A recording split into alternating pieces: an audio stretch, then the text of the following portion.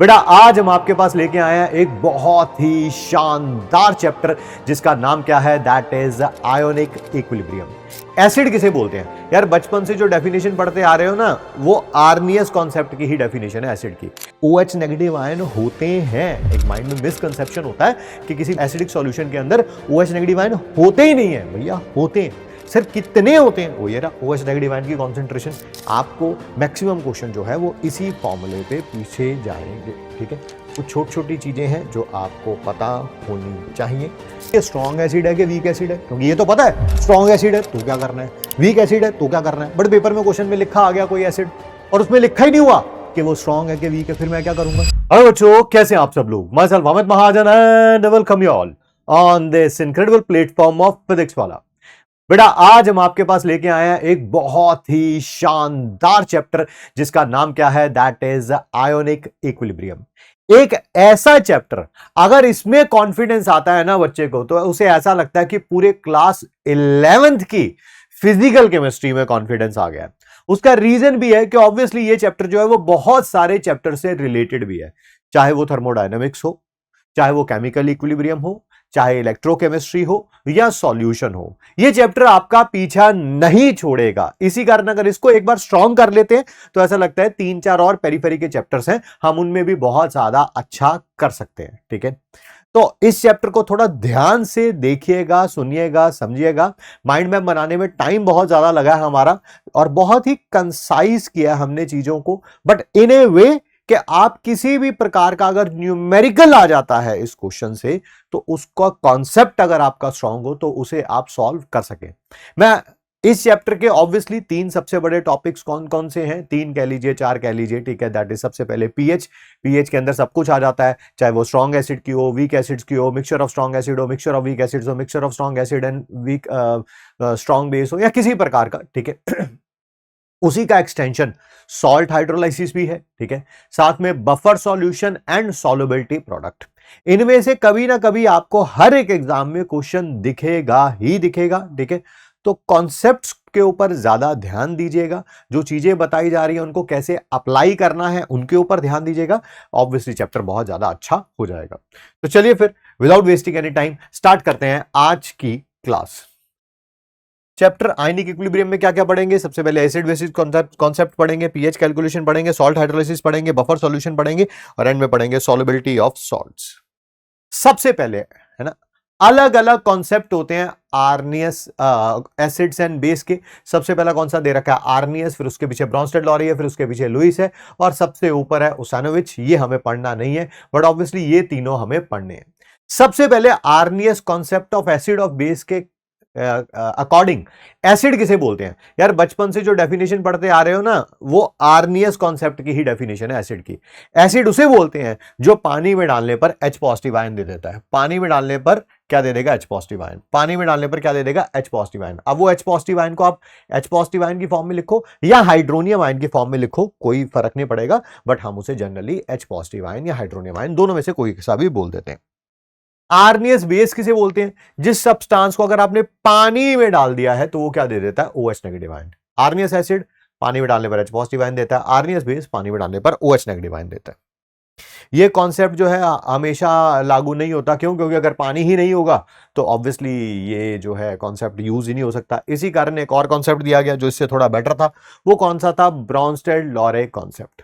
ब्रॉन्स्टेड-लॉरे concept क्या कहता है, ठीक है, कि जो H पॉजिटिव आयन दे सकता है वो एसिड है और जो H पॉजिटिव आयन ले सकता है वो बेस है। वही लिखा हुआ है, ठीक है। एसिड वो होता है जो डोनेट कर सकता है H पॉजिटिव आयन और बेस वो होता है जो एक्सेप्ट कर सकता है H पॉजिटिव आयन, ठीक है। तो हर कोई एसिड H पॉजिटिव आयन देगा, हर कोई बेस H पॉजिटिव आयन लेगा। जैसे नीचे एक रिएक्शन दे रखी है, NH3 को वाटर में डाल रखा है, बना रखा है NH4 पॉजिटिव आयन और हाइड्रोक्साइड आयन। यहां से यहां जाने पर इसने H पॉजिटिव आयन क्या किया है? एक्सेप्ट किया है। जो H पॉजिटिव आयन लेगा, सब्सटेंस जो कि कैपेबल है accepting of H positive ion, वो क्या कहलाएगा? बेस। और यहां से यहां जाने पर इसने H पॉजिटिव आयन दिया है ना, H2O में से एक H पॉजिटिव आयन निकाल दोगे तो क्या बन जाएगा? OH negative ion. तो ये क्या कहलाएगा? एसिड। जो H पॉजिटिव आयन दे रहा है वो एसिड, जो H पॉजिटिव आयन ले रहा है वो क्या कहलाएगा? बेस। तो हर एक एसिड का अपना बेस होगा, हर एक बेस का अपना एसिड होगा। उसी का नाम दे रखा है हमने कॉन्जुगेट एसिड बेस पेयर। किसी भी कॉन्जुगेट एसिड से, सी ए मतलब कॉन्जुगेट एसिड से कॉन्जुगेट बेस बनाना है तो उसमें से H पॉजिटिव आयन रिमूव कर दो। और अगर किसी बेस में से उसका कॉन्जुगेट एसिड बनाना है तो उसमें H पॉजिटिव आयन ऐड कर दो। सर एग्जाम्पल ये रहा, आपको कॉन्जुगेट एसिड बनाना है तो उसमें H पॉजिटिव आयन ऐड कर दो। देखो बेस से एसिड बनाना था, H पॉजिटिव आयन ऐड कर दो। और अगर किसी का कॉन्जुगेट बेस बनाना है तो उसमें से H पॉजिटिव आयन निकाल दो। एसिड से बेस बनाना है तो H पॉजिटिव आयन निकाल दो। सर एग्जाम्पल ये रहा, HCl मान लो, HCl एसिड क्योंकि H पॉजिटिव आयन दे सकता है। अगर आपको इसका बेस बनाना है तो इसमें से H पॉजिटिव आयन रिमूव कर दो। और अगर इस बेस का एसिड बनाना है तो इसमें H पॉजिटिव आयन ऐड कर दो। ये क्या कहलाएगा? Conjugate acid base pair. और क्या दे रखा है? अगर एसिड स्ट्रांग होगा तो उसका बेस वीक होगा, या बेस स्ट्रांग होगा तो उसका एसिड जो होगा वो क्या होगा? दैट इज वीक होगा। ठीक है। कई ऐसे सब्सटेंस भी होते हैं जो H पॉजिटिव आयन दे भी सकते हैं और ले भी सकते हैं। जब H पॉजिटिव आयन देंगे तब एसिड की तरह काम करेंगे, जब H पॉजिटिव आयन लेंगे तब बेस की तरह काम करेंगे। जैसे ये देखिए, अभी right now bicarbonate ion H positive ion दे रहा है तो ये कॉन्जुगेट एसिड है और ये उसका कॉन्जुगेट बेस है। और मान लीजिए H positive ion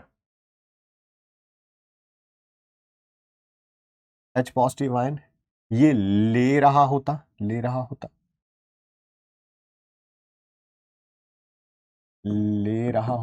H positive ion लेगा तो ये बन जाएगा। जब ये H पॉजिटिव आयन ले रहा है तब ये बेस की तरह काम कर रहा है, ये कॉन्जुगेट बेस है और ये रहा उसका एसिड। बेस से एसिड बनाना होता है उसमें H पॉजिटिव आयन डाल देते हैं, एसिड से बेस बनाना होता है तो उसका H पॉजिटिव आयन निकाल देते हैं। ऐसी स्पीशीज जो H पॉजिटिव आयन दे भी सकती हैं और ले भी सकती हैं, इनको बोलते हैं हम लोग एम्फीप्रोटिक स्पीशीज। एम्फीप्रोटिक, ठीक है, एम्फीप्रोटिक। एम्फी का मतलब दे, लेना और देना। प्रोटिक का मतलब प्रोटॉन के बारे में बात हो रही है, H पॉजिटिव आयन के बारे में बात हो रही है। ठीक है। एक और एग्जांपल ऐसा लीजिए, HSO4 नेगेटिव। ये H पॉजिटिव आयन दे भी सकता है, जब H पॉजिटिव आयन देगा, राइट नाउ ये एसिड है, ये उसका बेस है। और ये H पॉजिटिव आयन ले भी सकता है, जब H पॉजिटिव आयन लेगा तब ये बेस है और ये क्या है? इसका कॉन्जुगेट एसिड। नेक्स्ट, उससे भी बेटर कॉन्सेप्ट है, दैट इज लुईस कॉन्सेप्ट। क्यों?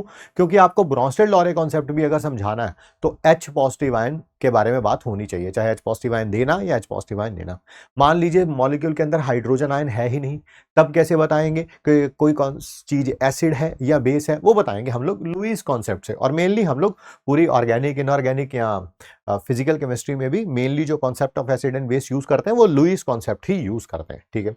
सो लुईस कॉन्सेप्ट के अकॉर्डिंग बताइए, जो लोन पेयर देता है, ठीक है, ठीक है, वो क्या कहलाता है? देता है या दे सकता है, वो क्या कहलाता है? That is Lewis base. और जो लोन पेयर लेता है, ठीक है, वो क्या कहलाता है? Lewis acid. एसिड वो होगा कोई जो भी एक मॉलिक्यूल आयन जो लोन पेयर एक्सेप्ट कर सकता है, ठीक है। और बेस वो होगा जो के lone pair of electron donate कर सकता है। लोन पेयर देने वाला बेस, लोन पेयर लेने वाला एसिड। जैसे यहां पर एक एग्जांपल दे रखा है, अमोनिया और BF3। आपको पता है BF3 के बारे में बात करें, बोरॉन के पास 3 वैलेंस इलेक्ट्रॉन होते हैं, उन्होंने 3 कोवलेंट बॉन्ड बना रखी है। इसका मतलब बोरॉन के पास शेयर्ड नंबर ऑफ इलेक्ट्रॉन्स कितने हैं? सर 6 है। It is short of 2 electrons to complete its octet. अभी इसका ऑक्टेट कंप्लीट हुआ नहीं है। क्यों? क्योंकि इसके पास कितने इलेक्ट्रॉन है? 6। होने कितने चाहिए थे स्टेबल होने के लिए? 8। इसका मतलब कितने इलेक्ट्रॉन की कमी है? 2 इलेक्ट्रॉन, जिसे आप एक लोन पेयर भी कह सकते हैं। तो ये एक लोन पेयर किसी से लेगा, जो भी लोन पेयर लेगा वो क्या कहलाएगा? Lewis acid. यहां पर बात करते हैं अमोनिया। नाइट्रोजन के पास 5 वैलेंस इलेक्ट्रॉन होते हैं, 1 2 3 4 5। 5 में से 3 ने तो सिंपल कोवलेंट बॉन्ड बना रखी है हाइड्रोजन के साथ, और एक ये लोन पेयर बचा हुआ है। ऑक्टेट कंप्लीट है, यस। ये लोन पेयर किसी को दे सकता है, यस, ठीक है। तो जो लोन पेयर देगा वो क्या कहलाएगा, लुईस बेस, और जो लोन पेयर लेगा वो क्या कहलाएगा, लुईस एसिड। जिसको आप, और कोऑर्डिनेट बॉन्ड से, ये रहा कोऑर्डिनेट बॉन्ड, ठीक है, जिसको आप इलेक्ट्रोफाइल बोलते हैं ऑर्गेनिक केमिस्ट्री में, वो लुईस एसिड्स हैं, ठीक है। जिनको आप न्यूक्लियोफाइल बोलते हैं ऑर्गेनिक केमिस्ट्री में, वो सारे क्या है, लुईस बेस, ठीक है। ये हमने शॉर्ट फॉर्म बना रखा है। अगर आपको तीनों को, आर्नियस, ब्रोंस्टेड एसिड और लुईस के बारे में पढ़ना है, आर्नियस में एसिड कौन होगा, जो H पॉजिटिव आयन देगा, बेस कौन होगा, जो OH नेगेटिव आयन देगा। ब्रोंस्टेड में H पॉजिटिव आयन देने वाला एसिड, और H पॉजिटिव आयन लेने वाला क्या कहलाएगा, दैट इज बेस। ब्रोंस्टेड में, लुईस में लोन पेयर देने वाला बेस, लोन पेयर लेने वाला क्या कहलाएगा, एसिड। नेक्स्ट, ओस्टवार्ड्स डाइल्यूशन लॉ के बारे में बात करेंगे। पहली बात तो ओस्टवार्ड डाइल्यूशन लॉ किन के लिए एप्लीकेबल होता है, वीक इलेक्ट्रोलाइट के लिए। सर ये वीक इलेक्ट्रोलाइट क्या होते हैं, जो वाटर में डालने पर फुली डिसोशिएट नहीं होते हैं, ठीक है, जिनका यानी कि डिग्री ऑफ डिसोसिएशन 1 से बहुत कम होता है। स्ट्रॉन्ग इलेक्ट्रोलाइट तो वो होते हैं जिनको बस पानी में डालो और वो फुली डिसोशिएट हो जाते हैं। उनका अल्फा कितना होता है, 1, डिग्री ऑफ डिसोसिएशन 1, या परसेंटेज डिसोसिएशन क्या बोल सकते हैं, 100% डिसोशिएट हो जाते हैं सॉल्वेंट में डालने पर। बट वीक इलेक्ट्रोलाइट वो होते हैं जो वाटर में डालने पर या सॉल्वेंट में डालने पर फुली डिसोशिएट नहीं होते हैं, ठीक है। ये एप्लीकेबल किसके लिए है, दैट इज वीक इलेक्ट्रोलाइट्स के लिए। सर वीक इलेक्ट्रोलाइट्स में दो हो सकते हैं, एक हो सकता है वीक एसिड और एक हो सकता है वीक बेस। वीक एसिड कोई भी ऑर्गेनिक का एसिड रख लो, या इनऑर्गेनिक का भी रख सकते हैं, HCN वगैरह, मैंने CH3COH रख लिया। सिमिलरली वीक बेस भी कोई सा भी रख सकते हो, मैंने NH4OH रख लिया। जितने भी ऑर्गेनिक में भी बेस पढ़ते हो जनरली वो वीक बेस की कैटेगरी में ही आते हैं। अमीन्स वगैरह जो आप पढ़ते हैं, ठीक है, primary mean, secondary mean, tertiary mean वगैरह, ठीक है। अगर वीक एसिड है तो इसका हम लिखेंगे डिसोसिएशन कांस्टेंट ऑफ एसिड, जिसको Ka से लिखा जाएगा, जो किसके बराबर होगा, कॉन्सेंट्रेशन एनायन की जो यहां से बनी है into hydrogen ion divided by concentration of weak acid raise to power their stoichiometric coefficient. इस Ka की वैल्यू सॉल्व करने के बाद आती है C alpha square upon 1 minus alpha. अगर अल्फा की value less than equal to 0.05 है, क्या बोला मैंने, अगर अल्फा की value less than equal to 0.05 है, यानी कि परसेंटेज डिसोसिएशन, परसेंटेज डिसोसिएशन पता ना कैसे आती है, इसको 100 से मल्टीप्लाई करने के बाद परसेंटेज डिसोसिएशन 5% है या उससे कम है, ठीक है, तब 1 माइनस अल्फा को हम अप्रोक्सीमेटली क्या रख लेते हैं, 1। तो इसका मतलब Ka किसके बराबर आ जाएगा, C अल्फा स्क्वायर, और अल्फा किसके बराबर आ जाएगा, root of Ka upon C। Weak base का भी ऐसे ही हम लिखेंगे Kb, that is dissociation constant of weak base, concentration cation की जो वीक बेस से आया into hydroxide ion divided by concentration of weak base. इसको भी सॉल्व करेंगे तो Kb आ जाएगा C alpha square upon 1 minus alpha. अगर अल्फा की value less than equal to 0.05 होगी तो इसका मतलब जो नीचे 1 माइनस अल्फा उसको अप्रोक्सीमेटली 1 रख लेंगे, यानी कि Kb किसके बराबर आ जाएगा, C अल्फा स्क्वायर, और अल्फा किसके बराबर आ जाएगा, root of Kb upon C। Sir ये तो आप तब बात कर रहे हैं, बात को ध्यान से सुनिएगा, अगर अल्फा गिवन हो, अगर अल्फा गिवन है और उसकी value less than equal to 0.05 आ रही है तो ऑब्वियसली ये लगा देंगे, या वीक बेस है तो ये लगा देंगे। मान लो अल्फा गिवन ही नहीं है क्वेश्चन में, फिर कैसे पता चलेगा कि फॉर्मूला ये वाला लगाना है या ये वाला लगाना है, Ka is equal to C alpha square लगाना है या Ka is equal to C alpha square upon 1 minus alpha लगाना है। तब आप फाइंड आउट करेंगे Ka अपॉन C। अगर ये less than equal to 25 into 10⁻⁻4 है तो ये करना है, ठीक है, यानी कि formula Ka is equal to C alpha square. और अगर Ka अपॉन C 25 इंटू 10⁻⁻4 से बड़ी वैल्यू है तो ऊपर वाला लगाना है। सिमिलरली यहां पर भी Kb upon C less than equal to 25 into 10⁻⁻4 है तो ये वाला लगाना है, और अगर उससे ज्यादा है तो ऊपर वाला लगाना है, ठीक है। कौन कौन से ऐसे फैक्टर्स हैं जिनके ऊपर डिग्री ऑफ डिसोसिएशन या जिसको आप क्या बोलते हैं अल्फा, वो डिपेंड करती है। सबसे पहले 5 फैक्टर्स हैं। सबसे पहला कौन सा है? Nature of solute. वो तो सर आपने टॉपिक शुरू करते ही बता दिया। अगर कोई भी इलेक्ट्रोलाइट ज्यादा स्ट्रांग है तो उसका अल्फा ज्यादा होगा क्योंकि वो ज्यादा डिसोशिएट होगा सॉल्वेंट बनाने में।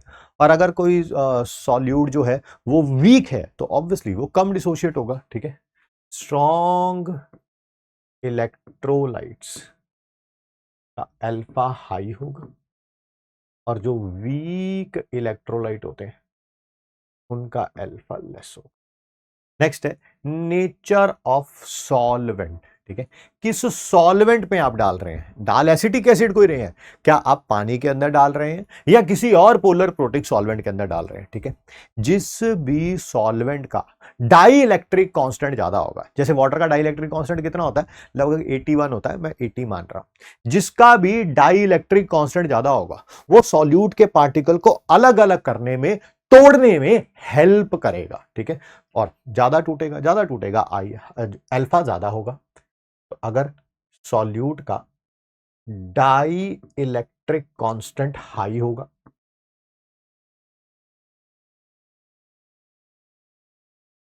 तो अल्फा भी हाई होगा।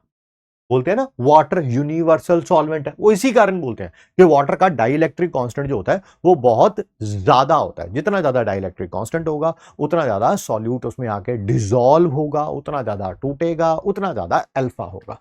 Next is temperature. मान लीजिए कोई सॉल्यूट है, उसका डिग्री ऑफ डिसोसिएशन अभी बहुत कम है। ठीक है, वो यानी सॉल्वेंट में डालने पर टूट नहीं रहा है आयंस में।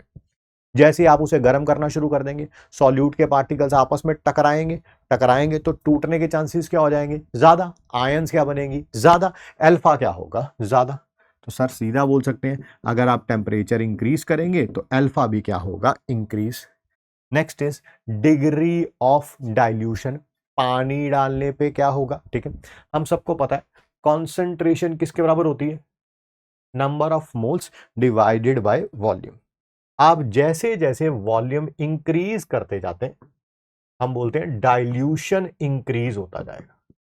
और जब भी डाइल्यूशन इंक्रीज होता है तो अल्फा भी इंक्रीज होता है। ठीक है, डाइल्यूशन इंक्रीजेस, अल्फा इंक्रीजेस। ठीक है, next is common ion effect.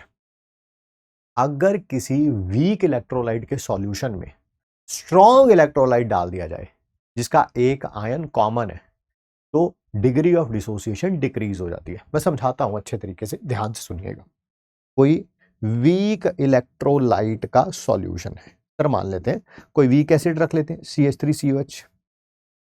ये एक वीक इलेक्ट्रोलाइट है, यानी कि वाटर में डालने पर ये बहुत कम डिसोशिएट होता है आयंस में, बहुत कम डिसोशिएट होता है आयंस में। CH3COO नेगेटिव एक्वस कम बनते हैं, हाइड्रोजन आयन भी कम बनते हैं। ठीक, H पॉजिटिव कह लो या H3O पॉजिटिव कह लो। Got it?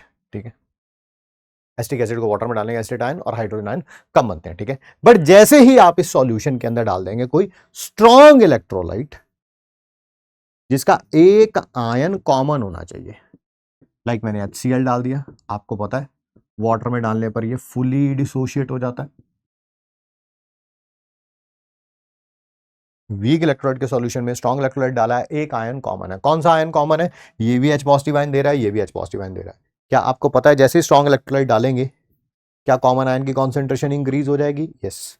क्या इसकी कॉन्सेंट्रेशन इंक्रीज हो गई है? यस। लास्ट क्लास में हमने केमिकल इक्विलिब्रियम में पढ़ा था, अगर प्रोडक्ट की कॉन्सेंट्रेशन इंक्रीज हो जाती थी तो इक्विलिब्रियम उधर शिफ्ट होता है जहां पर उसकी कॉन्सेंट्रेशन क्या हो सके? डिक्रीज। सर हमने पढ़ा था लास्ट क्लास में प्रोडक्ट की कॉन्सेंट्रेशन इंक्रीज करने पर इक्विलिब्रियम शिफ्ट होता है बैकवर्ड रिएक्शन की तरफ, यानी कि ये दोनों कंबाइन करके, ठीक है, क्या बनाने लगेंगे? CH3COH। जब CH3COH अकेला पड़ा हुआ था, मान लेते हैं वो 10% डिसोशिएट हो जाता था, यानी कि अल्फा कितना था? 0.1। अब इसके डालते ही HCl के डालते वो बेचारा 10% भी डिसोशिएट नहीं होगा, कितना होगा? 1%, 2%, क्योंकि मैक्सिमम तो कहां पर चली गई रिएक्शन? बैकवर्ड में चली गई। 1%, 2%, तो कॉमन आयन इफेक्ट के कारण अल्फा क्या होगा, डिक्रीज होगा। वीक इलेक्ट्रोलाइट में कोई स्ट्रॉन्ग इलेक्ट्रोलाइट डाल दोगे कॉमन आयन वाला, तो अल्फा जो हो जाएगा वो क्या हो जाएगा, डिक्रीज। हम ऐसे सॉल्यूशन में मान के चलते हैं कि ये जो है ये अनडिसोशिएटेड फॉर्म में रहेगा, अनडिसोशिएटेड, यानी कि शुरू में अगर आपने इसकी कॉन्सेंट्रेशन 0.1 मोलर ली थी, जब इक्विलिब्रियम आएगा तब भी इसकी कॉन्सेंट्रेशन कितनी होगी, 0.1 मोलर ही होगी। इस बात को ख्याल रखना, कॉमन आयन इफेक्ट के न्यूमेरिकल्स में काम आएगी ये बात, ठीक है। नेक्स्ट बात कर रहे हैं हम आयनिक प्रोडक्ट ऑफ वाटर। पहली बात, आयनिक प्रोडक्ट ऑफ वाटर होता क्या है, ये प्रोडक्ट है concentration of hydrogen ion and hydroxide ion at any particular temperature. ये लिखा गया है ionic product of water, H positive ion और OH नेगेटिव आयन किसी भी नॉर्मल वाटर में 25 डिग्री सेल्सियस पे Kw की वैल्यू, आयनिक प्रोडक्ट ऑफ वाटर की वैल्यू आती है 10 raise to power -14, 10 raise to power -14। Sir इसका यूनिट क्या होगा, बेटा ये भी कॉन्सेंट्रेशन है, ये भी कॉन्सेंट्रेशन है, मोल पर लीटर इंटू मोल पर लीटर, तो Kw किसके बराबर होगा, 10 रेज टू -14 मोल पर लीटर का स्क्वायर, यानी कि मोल स्क्वायर पर लीटर स्क्वायर, ठीक है। प्योर वाटर के अंदर H, ये Kw इसी के बराबर है। क्या आपको पता है एक वाटर का मॉलिक्यूल टूटता है तो एक H पॉजिटिव आयन बनता है और एक हाइड्रोक्साइड आयन बनता है, यस। इसका मतलब अगर दो वाटर के मॉलिक्यूल टूटेंगे तो दो H पॉजिटिव आयन, दो OH नेगेटिव आयन बनेंगे, यस। तीन H2O टूटेंगे तो 3H पॉजिटिव और 3OH नेगेटिव आयन बनेंगे, यस। यानी कि वाटर के अंदर हाइड्रोजन आयन और हाइड्रोक्साइड आयन दोनों की कॉन्सेंट्रेशन क्या होगी, सेम होगी। अगर ये भी एक बना होगा तो ये भी एक, ये दो बने होंगे तो ये भी दो, ये तीन तो वो भी तीन। तो क्या मैं Kw को ऐसे लिख सकता हूं, इसकी जगह H पॉजिटिव आयन का स्क्वायर लिख सकता हूं, यस। या इसकी जगह OH नेगेटिव आयन लिख सकता हूं, तो ये OH नेगेटिव आयन का स्क्वायर हो जाएगा, तो H पॉजिटिव आयन या OH नेगेटिव आयन किसके बराबर हो जाएगा, रूट ऑफ Kw। Kw की वैल्यू कितनी दे रखी है, 10 रेज टू पावर -14, उसका रूट 10 रेज टू पावर -7 आ जाएगा एट 25 डिग्री सेल्सियस। क्या मतलब है इसका, प्योर वाटर के अंदर H पॉजिटिव आयन और हाइड्रोक्साइड आयन की कॉन्सेंट्रेशन सेम होती है, कितनी होती है, 10 रेज टू पावर -7 होती है एट 25 डिग्री सेल्सियस। सर मान लीजिए प्योर वाटर के अंदर आपने एसिड ऐड कर दिया, क्या आपको पता है जैसे ही एसिड ऐड कर देंगे तो H पॉजिटिव आयन की कॉन्सेंट्रेशन इंक्रीज हो जाएगी, यस सर। तो H पॉजिटिव आयन की कॉन्सेंट्रेशन इंक्रीज हो जाएगी, बट Kw पे कोई भी फर्क नहीं पड़ेगा। हमने टेम्परेचर को कांस्टेंट मान रखा है, टेम्परेचर को क्या मान रखा है, कांस्टेंट मान रखा है, तो Kw सेम रहेगा। अच्छा, तो Kw होता किसके बराबर है, H positive ion into OH negative ion. पहले जब पानी में एसिड नहीं डाला था तब इसकी वैल्यू कितनी थी, 10⁻⁻7। इसकी भी कितनी थी, 10⁻⁻7। दोनों को मल्टीप्लाई करके आ रहा था 10⁻14। अब भी एसिड डालने के बाद ये तो चेंज नहीं होगा, इट विल रिमेन सेम 10⁻14। ये इंक्रीज हो गया, पहले 10⁻7 था, अब पता नहीं कितना हो गया, इंक्रीज हो गया, हो सकता है 10⁻6 हो गया हो, 10⁻4 हो गया हो, 10⁻3 हो गया हो, ठीक है। इतना नहीं मुझे पता, बट इतना पता कि ये इंक्रीज हो गया। तो डिपेंड करेगा कितनी चीज डाली है। तो OH नेगेटिव आयन किसके बराबर आ जाएगा, Kw divided by H positive ion. ये 10⁻14 है, अगर ये 10⁻4 हो गया, कितना 10⁻4, तो OH नेगेटिव आयन कितना हो जाएगा, 10⁻14 डिवाइडेड बाय 10⁻4, दैट इज 10⁻10। इससे आपको एक और बात पता चली कि किसी भी एसिडिक सॉल्यूशन के अंदर OH नेगेटिव आयन होते हैं। एक माइंड में मिसकंसेप्शन होता है कि किसी बेसिक सॉल्यूशन के, एसिडिक सॉल्यूशन के अंदर OH नेगेटिव आयन होते ही नहीं है, भैया होते हैं। सर कितने होते हैं, वो ये रहा OH नेगेटिव आयन की कॉन्सेंट्रेशन Kw डिवाइडेड बाय जितना H पॉजिटिव आयन है। सर अगर आपने एसिड की जगह बेस ऐड कर दिया होता वाटर में, NaOH डाल दिया वाटर में, तो सर OH नेगेटिव आयन की कॉन्सेंट्रेशन इंक्रीज हो जाएगी, H पॉजिटिव आयन की डिक्रीज हो जाएगी, बट Kw तो सेम ही रहेगा। हम मान रहे हैं कि टेम्परेचर सेम है तो Kw भी क्या रहेगा, सेम रहेगा, ठीक है sir. Sir H positive ion कितना हो जाएगा किसी बेसिक सॉल्यूशन में, फिर वही ये निकालना आपकी बार, Kw divided by H positive ion.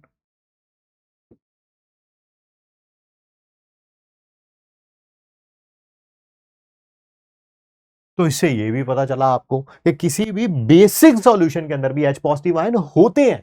कितने होते हैं? KW divided by OH negative ion.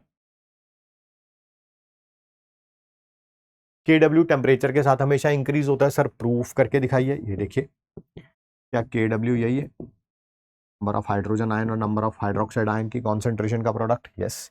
क्या आप जब भी पानी को गर्म करते जाएंगे, यानी कि टेम्परेचर इंक्रीज करते जाएंगे, तो H और OH के बीच की बॉन्ड टूटती जाएंगी। इसका मतलब H पॉजिटिव आयन ज्यादा बनेंगे, OH नेगेटिव आयन ज्यादा बनेंगे। टेम्परेचर इंक्रीज करने से ये भी इंक्रीज हो गया, ये भी इंक्रीज हो गया, तो ऑब्वियसली KW भी क्या होगा? इंक्रीज ही होगा। तो टेम्परेचर इंक्रीज करने से KW इंक्रीज होता है। यहां पर अलग अलग टेम्परेचर पे KW की वैल्यू लिखी हुई है। क्या हमें ये वैल्यू याद करनी है? नहीं, बट आपको पता जरूर होना चाहिए कि टेम्परेचर इंक्रीज करने से KW क्या होता है? इंक्रीज होता है।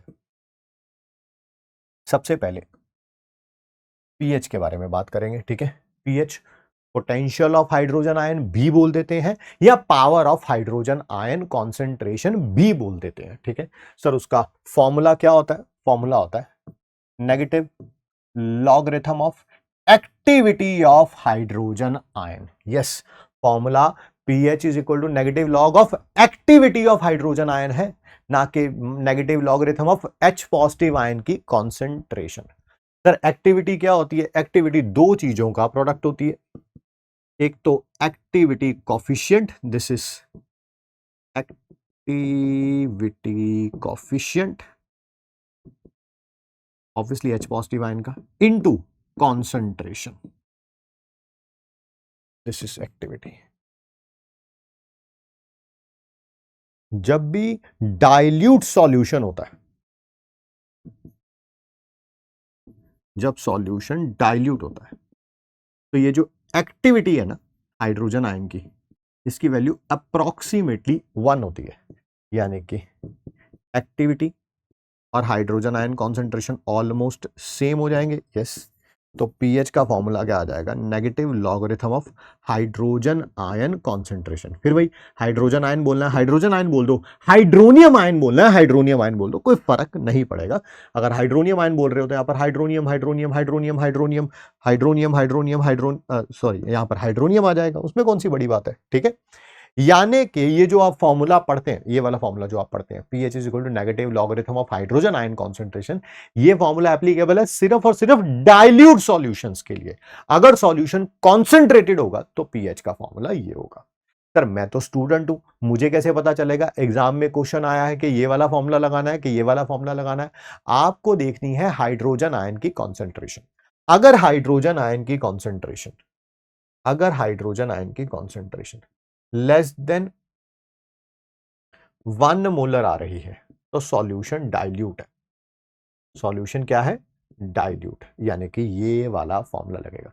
और अगर H पॉजिटिव आयन की कॉन्सेंट्रेशन 1 मोलर या उससे ज्यादा आ रही है, 1.1 2.4 मोलर, तो ऊपर वाला फॉर्मूला लगेगा। ऊपर वाले फॉर्मूले से क्वेश्चन तभी हो सकता है जब आपको एक्टिविटी कोफिशिएंट भी गिवन हो।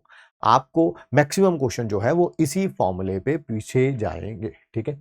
कुछ छोटी छोटी चीजें हैं जो आपको पता होनी चाहिए कि पीएच का जो स्केल होता है वो होता है 0 से लेके 14 एट 25 डिग्री सेल्सियस, या जिसको 298 केल्विन भी बोलते हैं। पीएच स्केल बोल रहा हूं मैं, ठीक है। अगली लाइन को फिर दोबारा मैं एक बार अच्छे तरीके से रीफ्रेम कर देता हूं आपको, ठीक है, कि जो पीएच स्केल होता है that is inversely proportional to temperature. PH नहीं बोल रहा हूं, pH scale is inversely proportional to temperature. Right now 25 degree Celsius पे पीएच स्केल कितना है? दैट इज 0 से लेके 14 तक, ठीक है। अगर यही टेम्परेचर इंक्रीज हो जाता है, ठीक है, तो पीएच स्केल छोटा हो जाएगा। पीएच कम हो जाएगी मैंने ऐसा नहीं बोला, वो तो सॉल्यूशन के ऊपर डिपेंड करेगा, ठीक है। एसिडिक है, बेसिक है, उसके ऊपर डिपेंड करेगा। मैं कह रहा हूं पीएच स्केल छोटा हो जाएगा। जैसे 37 डिग्री सेल्सियस, जिसको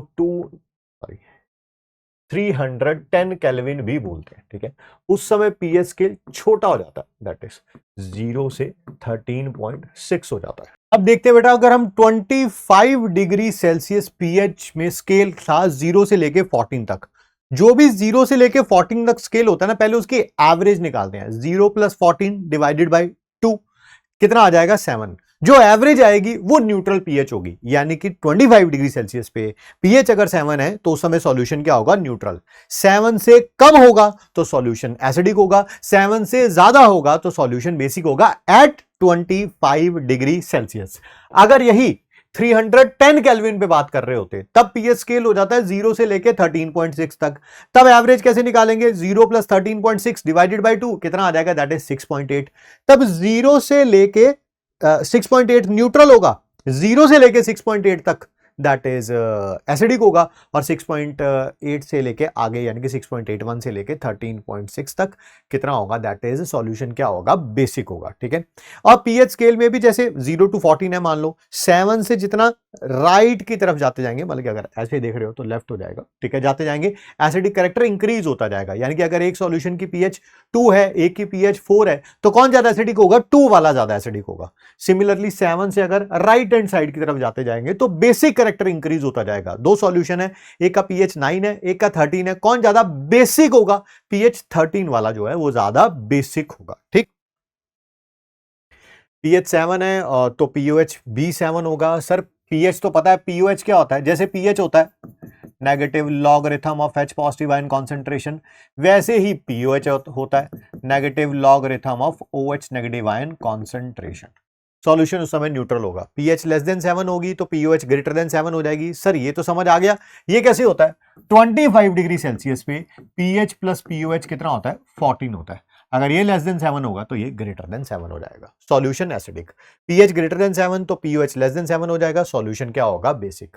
पीएच का कोई भी क्वेश्चन आपको सॉल्व करना होगा, सबसे पहले आपको निकालनी पड़ेगी एच पॉजिटिव आयन की कॉन्सेंट्रेशन। ठीक है, अगर मान लो एच पॉजिटिव आयन की कॉन्सेंट्रेशन आ गई 10 raise to power minus x, कितनी आई, 10 raise to power minus x molar, तो पीएच पता कितना होगा, एक्स।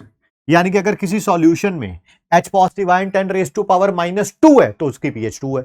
अगर किसी में H positive ion 10 raise to power minus 3 है तो उसकी पीएच 3 है। 10 raise to power minus 4 molar है तो पीएच कितनी हो जाएगी, 4 हो जाएगी। ठीक है, बट सर अगर मान लो H पॉजिटिव आयन की कॉन्सेंट्रेशन कुछ ऐसी आई, A into 10 raise to power minus x molar, तब पीएच किसके बराबर होगी, करना वही है, minus log of H positive ion concentration, यानी कि minus log of A into 10 raise to power minus x. उसको सॉल्व करेंगे आसानी से तो ये लिख लेंगे एक्स माइनस लॉग ए।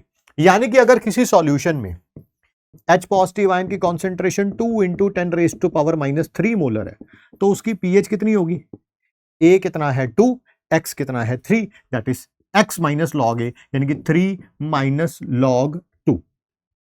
ए 2 था, एक्स क्या था, 3 था। ठीक है, लॉग 2 की वैल्यू आपको सीधा पता है कितनी, 0.3, तो आंसर कितना आ जाएगा, 3 minus 0.3 comes out to be 2.7। ये 4 लॉग की वैल्यू, 4-5 लॉग की वैल्यू याद रखेंगे तो ऑब्वियसली आपको प्रॉब्लम नहीं आएगी। सर आपने लॉग 2 लिखवा दिया है, 3 लिखवा दिया है, लॉग 4 की वैल्यू तो याद करने के लिए बोला नहीं। भाई लॉग 4 क्या होगा, लॉग 2 का स्क्वायर, यानी कि 2 लॉग 2, लॉग 2 तुम्हें पता ही है 0.3 होता है, 2 को 0.3 से मल्टीप्लाई करोगे 0.6 आ जाएगा। तो लॉग 6 तो आपने लिखवाया नहीं, भाई लॉग 6 क्या होगा, log 2 into 3, log M into N लगाऊंगा, log M plus log N हो जाएगा, यानी कि लॉग 2 प्लस लॉग 3 हो जाएगा। लॉग 2 0.3 होता है, लॉग 3 0.48 होता है, वैसे 0.4771 होता है, बट मैंने राउंड ऑफ करके उसे 0.48 लिखा हुआ है। तो log 2 प्लस log 3, 0.3 प्लस 0.48 कितना आ जाएगा, 0.78 हो जाएगा। ठीक है, सर आपने log 7 लिखवाया हुआ है, log 8 नहीं लिखवाया, वो 2 का क्यूब हो जाएगा, यानी कि 3 log 2 हो जाएगा। log 2 की वैल्यू 0.3 होती है, 3 इंटू 0.3 यानी कि 0.9 हो जाएगा।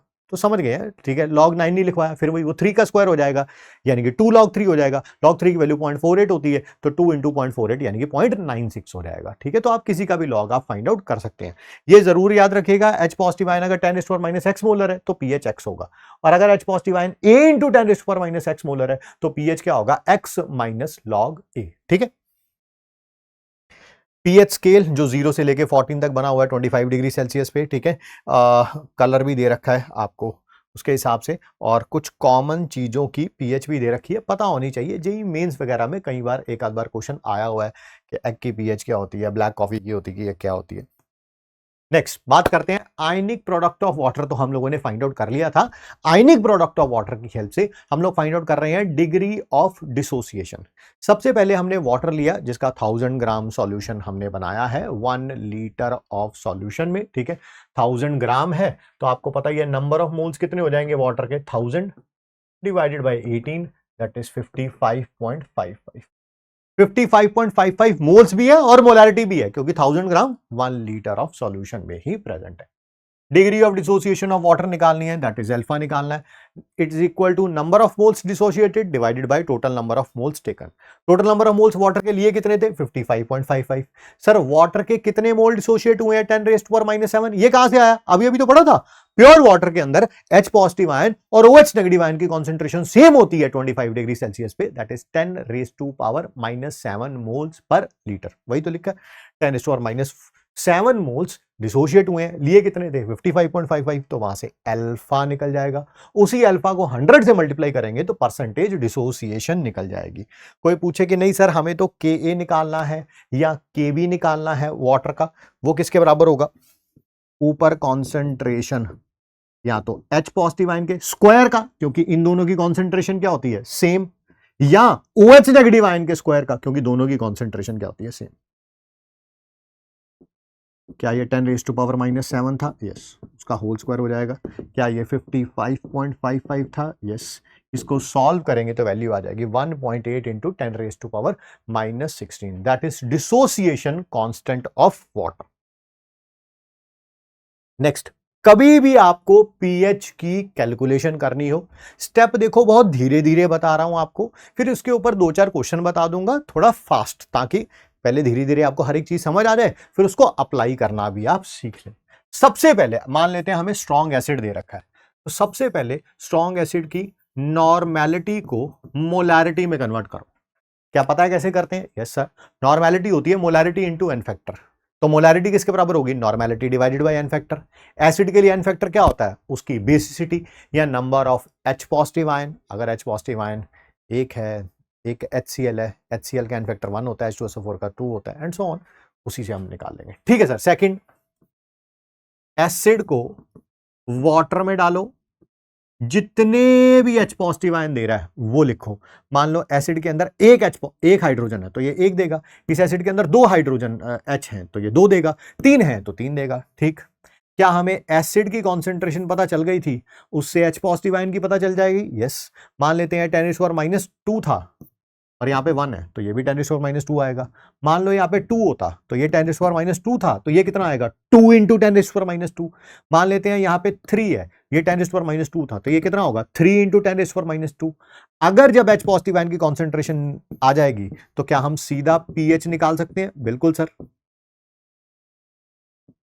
अगर ये 10⁻⁻x आएगा तो पीएच x है, अगर ये a इंटू 10⁻⁻x आएगा तो ये कितना होगा, x माइनस लॉग a। ठीक है, ये स्ट्रॉन्ग एसिड के लिए है। सर नहीं, पेपर में हमें कोई स्ट्रॉन्ग बेस आ गया, ठीक है सर, तब कैसे करना है, सेम, पहले नॉर्मेलिटी को मोलैरिटी में कन्वर्ट करना है, फिर बेस से क्या मिलते हैं, OH नेगेटिव आयन।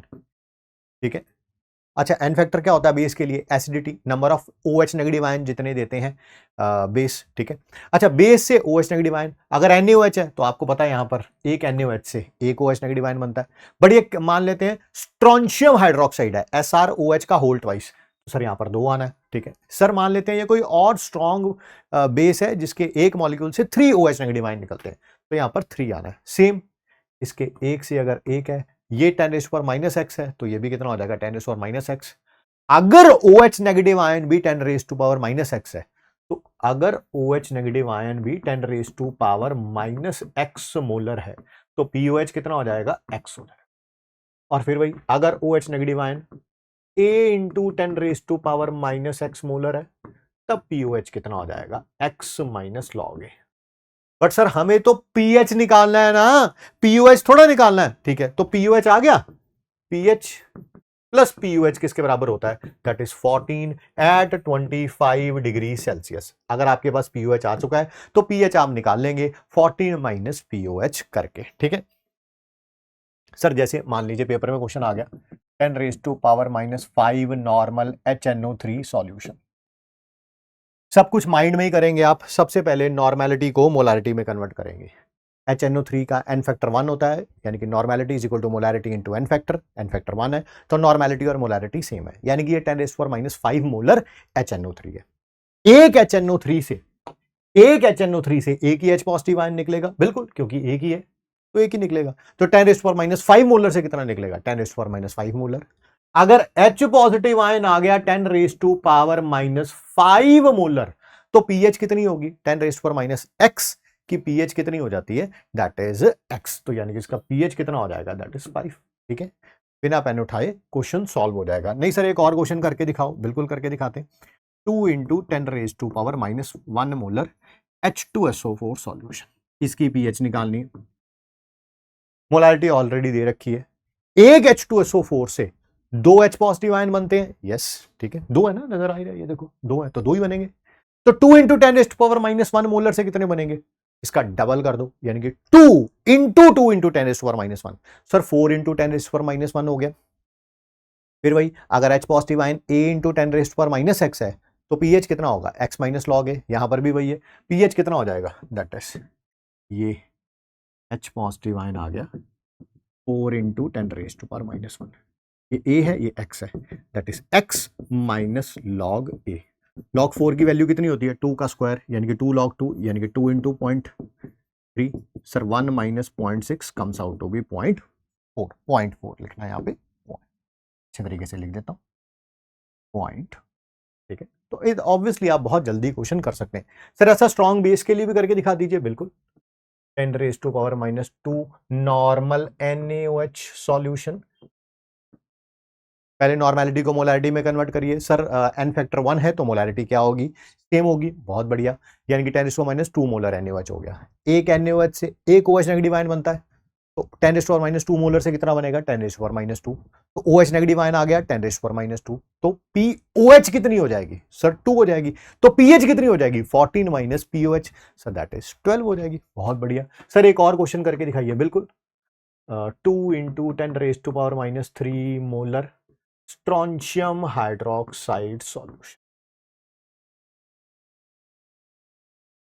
मोलारिटी दे ही रखी है, नॉर्मेलिटी को मोलारिटी में कन्वर्ट करने की जरूरत है ही नहीं। ठीक है, एक स्ट्रोंशियम हाइड्रोक्साइड से 2 हाइड्रोक्साइड आयन बनते हैं, ठीक। तो 2 × 10⁻³ से कितने बनेंगे? इसका डबल, यानी कि 4 × 10⁻6 हो गया। इसको 2 से मल्टीप्लाई करोगे तो 4 × 10⁻6 हो गया। अब OH नेगेटिव आयन अगर 4 × 10⁻6 है, तो POH कितना होगा? 6 माइनस log 4। log 4 की वैल्यू कितनी होती है? 0.6।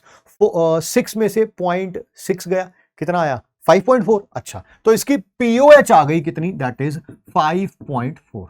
तो पीएच कितनी आ जाएगी? 14 - 5.4, दैट इज 8.6। ठीक है, तो पीएच कितनी आ गई? 8.6। तो क्वेश्चन आप ऐसे सॉल्व कर सकते हैं किसी भी स्ट्रॉन्ग एसिड का या किसी भी स्ट्रॉन्ग बेस का। ठीक है, नहीं सर ऐसा किया गया कि सॉल्यूशन को डाइल्यूट किया गया। मैंने कहा कैसे? ये देखो सर, अगर 500 ml of 0.1 molar HCl is diluted to 1000 ml, find pH। देखिए वैसे तो आप इसको ऐसे कर सकते हैं, M1V1 = M2V2 से। M1 ये दे रखा है, V1 ये दे रखा है, V2 ये दे रखा है, M2 निकाल लेंगे। ठीक है, बट मैं सीधा ही बोलूंगा यार, देखो ना, मोलैरिटी होती किसके बराबर है? Number of moles divided by volume. क्या आप सॉल्यूशन की वॉल्यूम को क्या कर रहे हो? डबल कर रहे हो। अगर आप वॉल्यूम को डबल कर दोगे, क्या ये हाफ हो जाएगी? Yes sir. तो सीधा ही पता चल गया हमें, अगर ये 0.1 मोलर था तो इसकी नई मोलैरिटी इसका हाफ हो जाएगी। 0.1 डिवाइडेड बाय 2 कितना आ जाएगा? 0.05 आ जाएगा। HCl की कॉन्सेंट्रेशन आ गई 0.05 आ गई, दैट इज 5 × 10⁻² मोलर आ गई। HCl अगर 5 × 10⁻² मोलर है, तो H पॉजिटिव आयन भी 5 × 10⁻² मोलर होगा। तो पीएच कितना हो जाएगा? 2 - log 5। log 5 की वैल्यू कितनी थी? That is 0.7। 2 - 0.7 कितना हो जाएगा? 1.3। है ना मजेदार, है न्यूमेरिकल, बट क्वेश्चन सारे बिना पेन उठाए सॉल्व कर रहे हैं हम लोग। कितना था यार? भूल गया मैं। 2 - log 5 सर, दोबारा कर लूं? 0.05, 5 × 10⁻², 2 - log 5, log 5 0.7 था, हाँ 1.3 आएगा। 2 - log 5 वही आ रहा है 1.3। ठीक, तो ऐसे आप चाहें तो स्ट्रॉन्ग बेस का भी डाइल्यूशन से कर सकते हैं। बस वहां से OH नेगेटिव आयन की कॉन्सेंट्रेशन आएगी, POH आएगा, तो फिर pH कैसे निकालना है, 14 माइनस POH। बट सर मान लीजिए डाइल्यूट कर करके आपने H पॉजिटिव आयन की कॉन्सेंट्रेशन जो है वो 10⁻⁻6 मोलर से कम कर दी, 10⁻⁻6 मोलर से कम कर दिया आपने H पॉजिटिव आयन की कॉन्सेंट्रेशन। कैसे? वही पानी डाल के। सर अब इस केस में क्या होगा, देखो यहां पर हो या कहीं पर भी हो, जैसे यहां पर है, मान लेते हैं HNO3 water gives you H positive ion और नाइट्रेट आयन। यहां पर हम बोलते हैं ये एक है, ये एक हो जाएगा, ये 10⁻⁻5 है तो ये भी 10⁻⁻5 हो जाएगा। अरे भैया पानी भी तो डिसोशिएट होता है। बिल्कुल सही बात है सर, पानी चाहे बहुत वीक डिसोशिएट होता है, आयनिक प्रोडक्ट ऑफ वाटर में हमने पढ़ा है, चाहे वीक डिसोशिएट होता है बट डिसोशिएट तो होता है। बिल्कुल, जब एसिड से H पॉजिटिव आयन की कॉन्सेंट्रेशन 10⁻⁻6 मोलर से कम हो जाएगी, तब पानी से जो H पॉजिटिव आयन आता है उसको भी ऐड करना पड़ेगा। इस केस में H पॉजिटिव आयन टोटल किसके बराबर होगा, जितना H पॉजिटिव आयन एसिड से आ रहा है और जितना H पॉजिटिव आयन वाटर से आ रहा है। एसिड से मान लेता हूं 10⁻⁻7 है, और वाटर से तो 10-25 डिग्री सेल्सियस पे गिवन ही होता है 10⁻⁻7। फिर ये कितना हो जाएगा, दैट इज 2 इंटू 10⁻⁻7 मोलर। अगर H positive ion 2 into 10⁻⁻7 molar है तो pH किसके बराबर होगी, 7 माइनस log 2। log 2 की वैल्यू कितनी होती है सर, दैट इज 0.3। 7 में से 0.3 गया, 6.7 आ जाएगा। ठीक है, और अगर H पॉजिटिव आयन की कॉन्सेंट्रेशन 10⁻⁻6 से ज्यादा होगी, ठीक है, तब तो कोई प्रॉब्लम ही नहीं है, तब तो ये किए ही है सारे ये वही तो किए। सर एक क्वेश्चन हो जाए इस पे, yes, calculate the pH of 10⁻⁸ molar HCl। अगर HCl 10⁻⁸ मोलर है तो H पॉजिटिव आयन भी कितना होगा, एसिड से 10⁻⁸ ही होगा। सर ये तो 10⁻⁶ से कम है, तो यहां पर हमें H पॉजिटिव आयन टोटल लेना पड़ेगा, टोटल। एक तो एसिड से और एक वाटर से। सर इसमें 10⁻⁷ कॉमन निकालेंगे, 11/10 इंटू 10⁻⁷। सर 11 इंटू 10⁻⁸ मोलर हो जाएगा। सर अगर H पॉजिटिव आयन 11 इंटू 10⁻⁸ है तो pH कितना हो जाएगा, 8 माइनस log 11। log 11 की वैल्यू होती है 1.0414, करना माइनस 11 में से 1.0414, 6.9586। ठीक है सर, H पॉजिटिव आयन कितना बोला अभी मैंने, H पॉजिटिव आयन तो दे रखा है, pH कितना बोला था मैंने अभी, 8 माइनस log 11। log 11 की वैल्यू होती है 1.0414, दैट इज 6.9586। सर अगर सिमिलरली जैसे यहां पर H पॉजिटिव आयन की कॉन्सेंट्रेशन 10⁻⁷ से कम आ रही है तो हमने H पॉजिटिव आयन वाटर वाला ऐड किया है, क्या बेस के केस में भी ऐसा करेंगे, बिल्कुल ऐसा ही करेंगे। अगर OH नेगेटिव आयन की कॉन्सेंट्रेशन 10⁻⁷ मोलर से कम आ रही है तो OH नेगेटिव आयन वाटर से भी काउंट करेंगे, वही 10⁻⁷ जिसको ऐड कर देंगे। वहां से फिर OH नेगेटिव आयन की टोटल कॉन्सेंट्रेशन आ जाएगी, वहां से POH आ जाएगी, pH तो फिर बताइए 14 minus POH।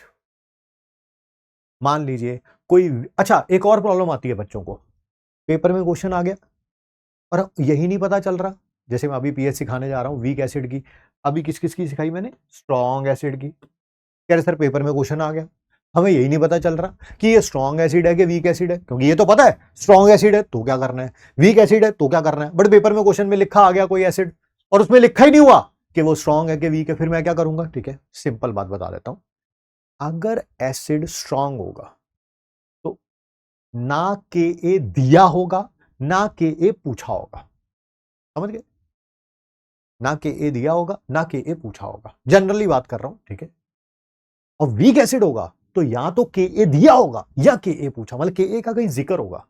Week strong base weak base भी समझ गए, स्ट्रॉन्ग बेस में ना Kb दिया होगा ना Kb पूछा होगा, वीक बेस के केस में या तो Kb दिया होगा या Kb पूछा होगा। तो आपको क्वेश्चन देख के पता चल जाएगा यार वीक बेस के बारे में बात हो रही है। आइए वापस चलते हैं कि pH हम वीक एसिड का कैसे निकाल सकते हैं। अगर वैसे तो Ka का फॉर्मूला होता है वीक एसिड के लिए 1 C alpha square upon 1 minus alpha. अगर अल्फा की value less than equal to 0.05 थी या K A upon C less than equal to 25 into 10 raise to power -4 था, तब नीचे वाला 1 माइनस अल्फा को हमने 1 रख दिया था, के ए सी अल्फा स्क्वायर आ जाएगा। H positive ion week acid में होता है सी अल्फा, अल्फा यहां से आ गया रूट ऑफ के ए अपॉन सी, उसको कैलकुलेट किया तो ये आ गया, एंड दिस इज फाइनल। आप सीधा फॉर्मूला लगा सकते हैं, कंडीशंस अप्लाई अगर अल्फा यहां तो 0.05 के लेस देन इक्वल है या K A upon C less than equal to 25 into 10⁻⁴ के लेस देन है या इक्वल है। सीधा फॉर्मूला आप लगा सकते हैं। नहीं सर अल्फा 0.05 से ज्यादा है, के ए अपॉन सी 25 इंटू 10⁻⁴ से ज्यादा है, तब आपको H positive ion C alpha calculate करना पड़ेगा, फिर उसके बाद आप पीएच में सीधा फॉर्मूला लगाइएगा जो भी बनेगा उसका। सर ये पी के क्या है यार? पीएच क्या होता है? Negative log of H positive ion concentration. POH क्या होता है? Negative log of H O H negative ion concentration. वैसे पीके क्या होगा? नेगेटिव लॉग ऑफ के। सेम बेस के लिए भी करेंगे, पता ही है ना, के बी का फॉर्मूला क्या होता था? C alpha square upon 1 minus alpha. अगर अल्फा की value less than equal to 0.05 होगी या के बी अपॉन सी की value less than equal to 25 into 10⁻⁴ होगी, तब 1 माइनस अल्फा को 1 रख देंगे। जैसे वीक एसिड में H positive ion C alpha निकलता है, वैसे ओएच नेगेटिव आयन में भी वो सी अल्फा निकलता है। अल्फा की वैल्यू रूट ऑफ के बी अपॉन सी यहां पे रखेंगे तो फॉर्मूला ये बन जाएगा, ठीक है। जैसे पी के ए था माइनस लॉग ऑफ के ए, वैसे पी के बी होगा माइनस लॉग ऑफ के बी। मान लीजिए एक पीएच निकालनी है आपको वीक डाई बेसिक एसिड की, ठीक है। डाई बेसिक का मतलब समझ आ गया, एक से ज्यादा एच पॉजिटिव आयन देते हैं, यस। दूसरी बात ये वीक है, H2SO4 भी तो डाई बेसिक ही था बट वो स्ट्रॉन्ग एसिड था, यहां पर हो रही है वीक डाई बेसिक एसिड के बारे में बात। पर जैसे जैसे एग्जांपल H2S कुछ इस तरह का या H3PO3 इस तरह का, ये डाई बेसिक है, ट्राई बेसिक नहीं है। पानी में डालने पर ये 2 H पॉजिटिव आयन देता है, 3 H पॉजिटिव आयन नहीं देता। पता ही है सर, वो जो 2 हाइड्रोजन ऑक्सीजन से जुड़े हुए हैं, तीनों हाइड्रोजन ऑक्सीजन से जुड़े हुए नहीं है। ये इन्होंने उसका ओस्टवाल डाइल्यूशन लॉ से फॉर्मूला बना रखा है, आपको कोई जरूरत नहीं है करने की। बस आपको एक बात का ख्याल रखना है यहाँ पे कि पहला डिसोसिएशन कांस्टेंट और ये रहा दूसरा डिसोसिएशन कांस्टेंट। जब पहला एच पॉजिटिव आयन देगा पहला डिसोसिएशन कांस्टेंट, दूसरा एच पॉजिटिव आयन देगा वही एसिड तो दूसरा डिसोसिएशन कांस्टेंट। पहले वाले डिसोसिएशन कांस्टेंट की वैल्यू बहुत बहुत बहुत ज्यादा होती है एज कंपेयर टू सेकंड। इसका मतलब पहले से एच पॉजिटिव आयन बहुत ज्यादा मिलेंगे एज कंपेयर टू सेकंड। इसका मतलब पीएच किसके बराबर आ जाएगी? Minus log of H positive ion, जो फर्स्ट स्टेप वाला है, फर्स्ट स्टेप वाला। फर्स्ट स्टेप से कितना मिला है? सी अल्फा 1। सर ये भी तो है सी अल्फा 1 अल्फा 2 जो सेकंड स्टेप से मिला है। बेटा इसकी वैल्यू बहुत कम होगी तो इसको निग्लेक्ट कर देंगे हम लोग। सीधा यहां से आप फॉर्मूला लगा सकते हो, minus log of C alpha 1। C क्या है? कॉन्सेंट्रेशन वीक एसिड की, वीक डाइबेसिक एसिड की। अल्फा 1 जो पहले का डिग्री ऑफ डिसोसिएशन है। मान लीजिए दो वीक एसिड्स दिए हुए हैं, पहला भी वीक एसिड है दूसरा भी वीक एसिड है, उसको मिक्स कर दिया गया, तब H पॉजिटिव आयन टोटल कैसे निकलेगा? सीधा फॉर्मूले के ऊपर ध्यान दीजिए, that is root of KA1 C1 plus KA2 C2 आया वहां से C1 alpha 1 plus C2 alpha 2 से, ठीक है। और मान लीजिए ये जो वैल्यू आई, मान लीजिए ये ऐड करने के बाद फाइनल वैल्यू जो है 10⁻⁻6 से लेस आई, यानी कि 10⁻⁻7 आई, 10⁻⁻8 आई। तो H पॉजिटिव आयन जब भी 10⁻⁻6 मोलर से कम होगा तब वाटर से H पॉजिटिव आयन ऐड किया जाएगा। वो देखिए हमने वाटर से यहां से H पॉजिटिव आयन ऐड किया हुआ है। नहीं वो तो 10⁻⁻7 था, ये तो रूट ऑफ KW लिखा हुआ है। अरे भैया यार KW की वैल्यू 10⁻⁻14 होती थी, इसका रूट रखूंगा तो 10⁻⁻7 ही तो होगा। ठीक है सर, देखिए जो मैं वीक एसिड के लिए समझा रहा हूं वही वीक बेस के लिए भी एप्लीकेबल है। अगर दो वीक बेसिस को मिक्स किया होता तो OH नेगेटिव आयन किसके बराबर आ जाता? Root of C1 KA1 plus C2 KA2। OH negative ion किसके बराबर आ जाता? Root of KA1 sorry KB आ जाता, वहां पे यहां पर KB आ जाता, KB आ जाता। KB1 मतलब पहले एसिड का डिसोसिएशन कांस्टेंट, पहले बेस का डिसोसिएशन कांस्टेंट। KB2 मतलब दूसरे बेस का डिसोसिएशन कांस्टेंट, यहां पर KB KB KB आ जाता। नहीं सर, मान लीजिए बीकर के अंदर दो स्ट्रॉन्ग एसिड्स हैं, तब क्या करेंगे? ठीक है, तब निकालेंगे हम H positive ion total. Sir कैसे निकालेंगे भाई? पहले एसिड से ग्राम इक्विवेलेंट निकालो H पॉजिटिव आयन से, दूसरे एसिड से ग्राम इक्विवेलेंट निकाल लो, उसको टोटल वॉल्यूम से डिवाइड कर दो। सर ग्राम इक्विवेलेंट को वॉल्यूम से डिवाइड करते हैं तो नॉर्मैलिटी आती है, आपने तो मोलैरिटी लिखी हुई है। अरे भैया कहीं पे 0.1 मोलर, सॉरी चलो इसी से समझा दूंगा, 0.1 मोलर H2SO4 है, तो इससे H पॉजिटिव आयन कितने बनेंगे? सर डबल बनेंगे इसका, 0.2 molar.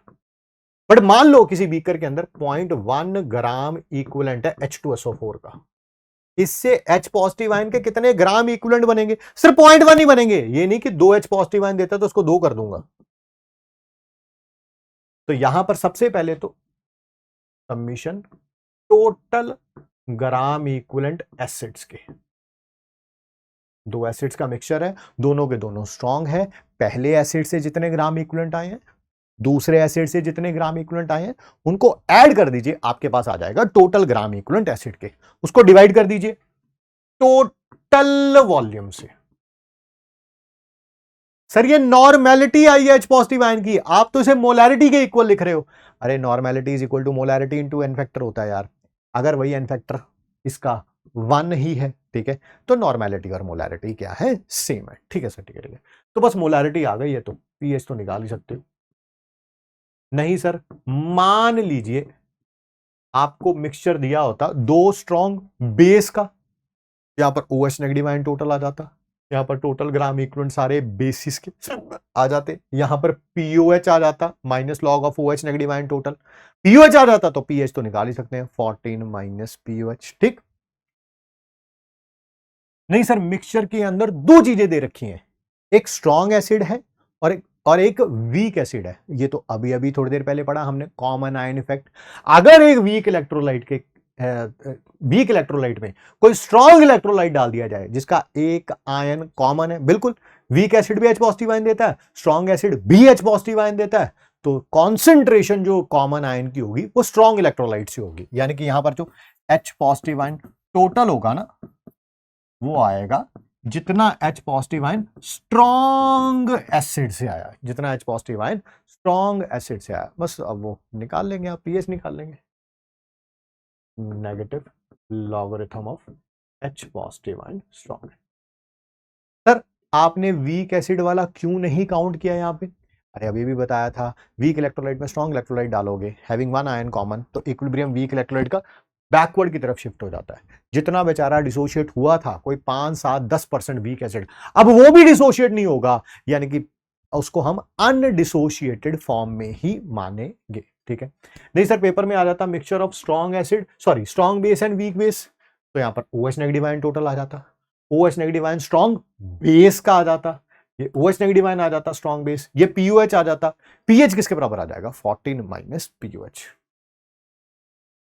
pH of a mixture of strong acid and strong base. ठीक है, तो यार मान लेते हैं एक HCl है, साथ में NaOH है, gives you NaCl H2।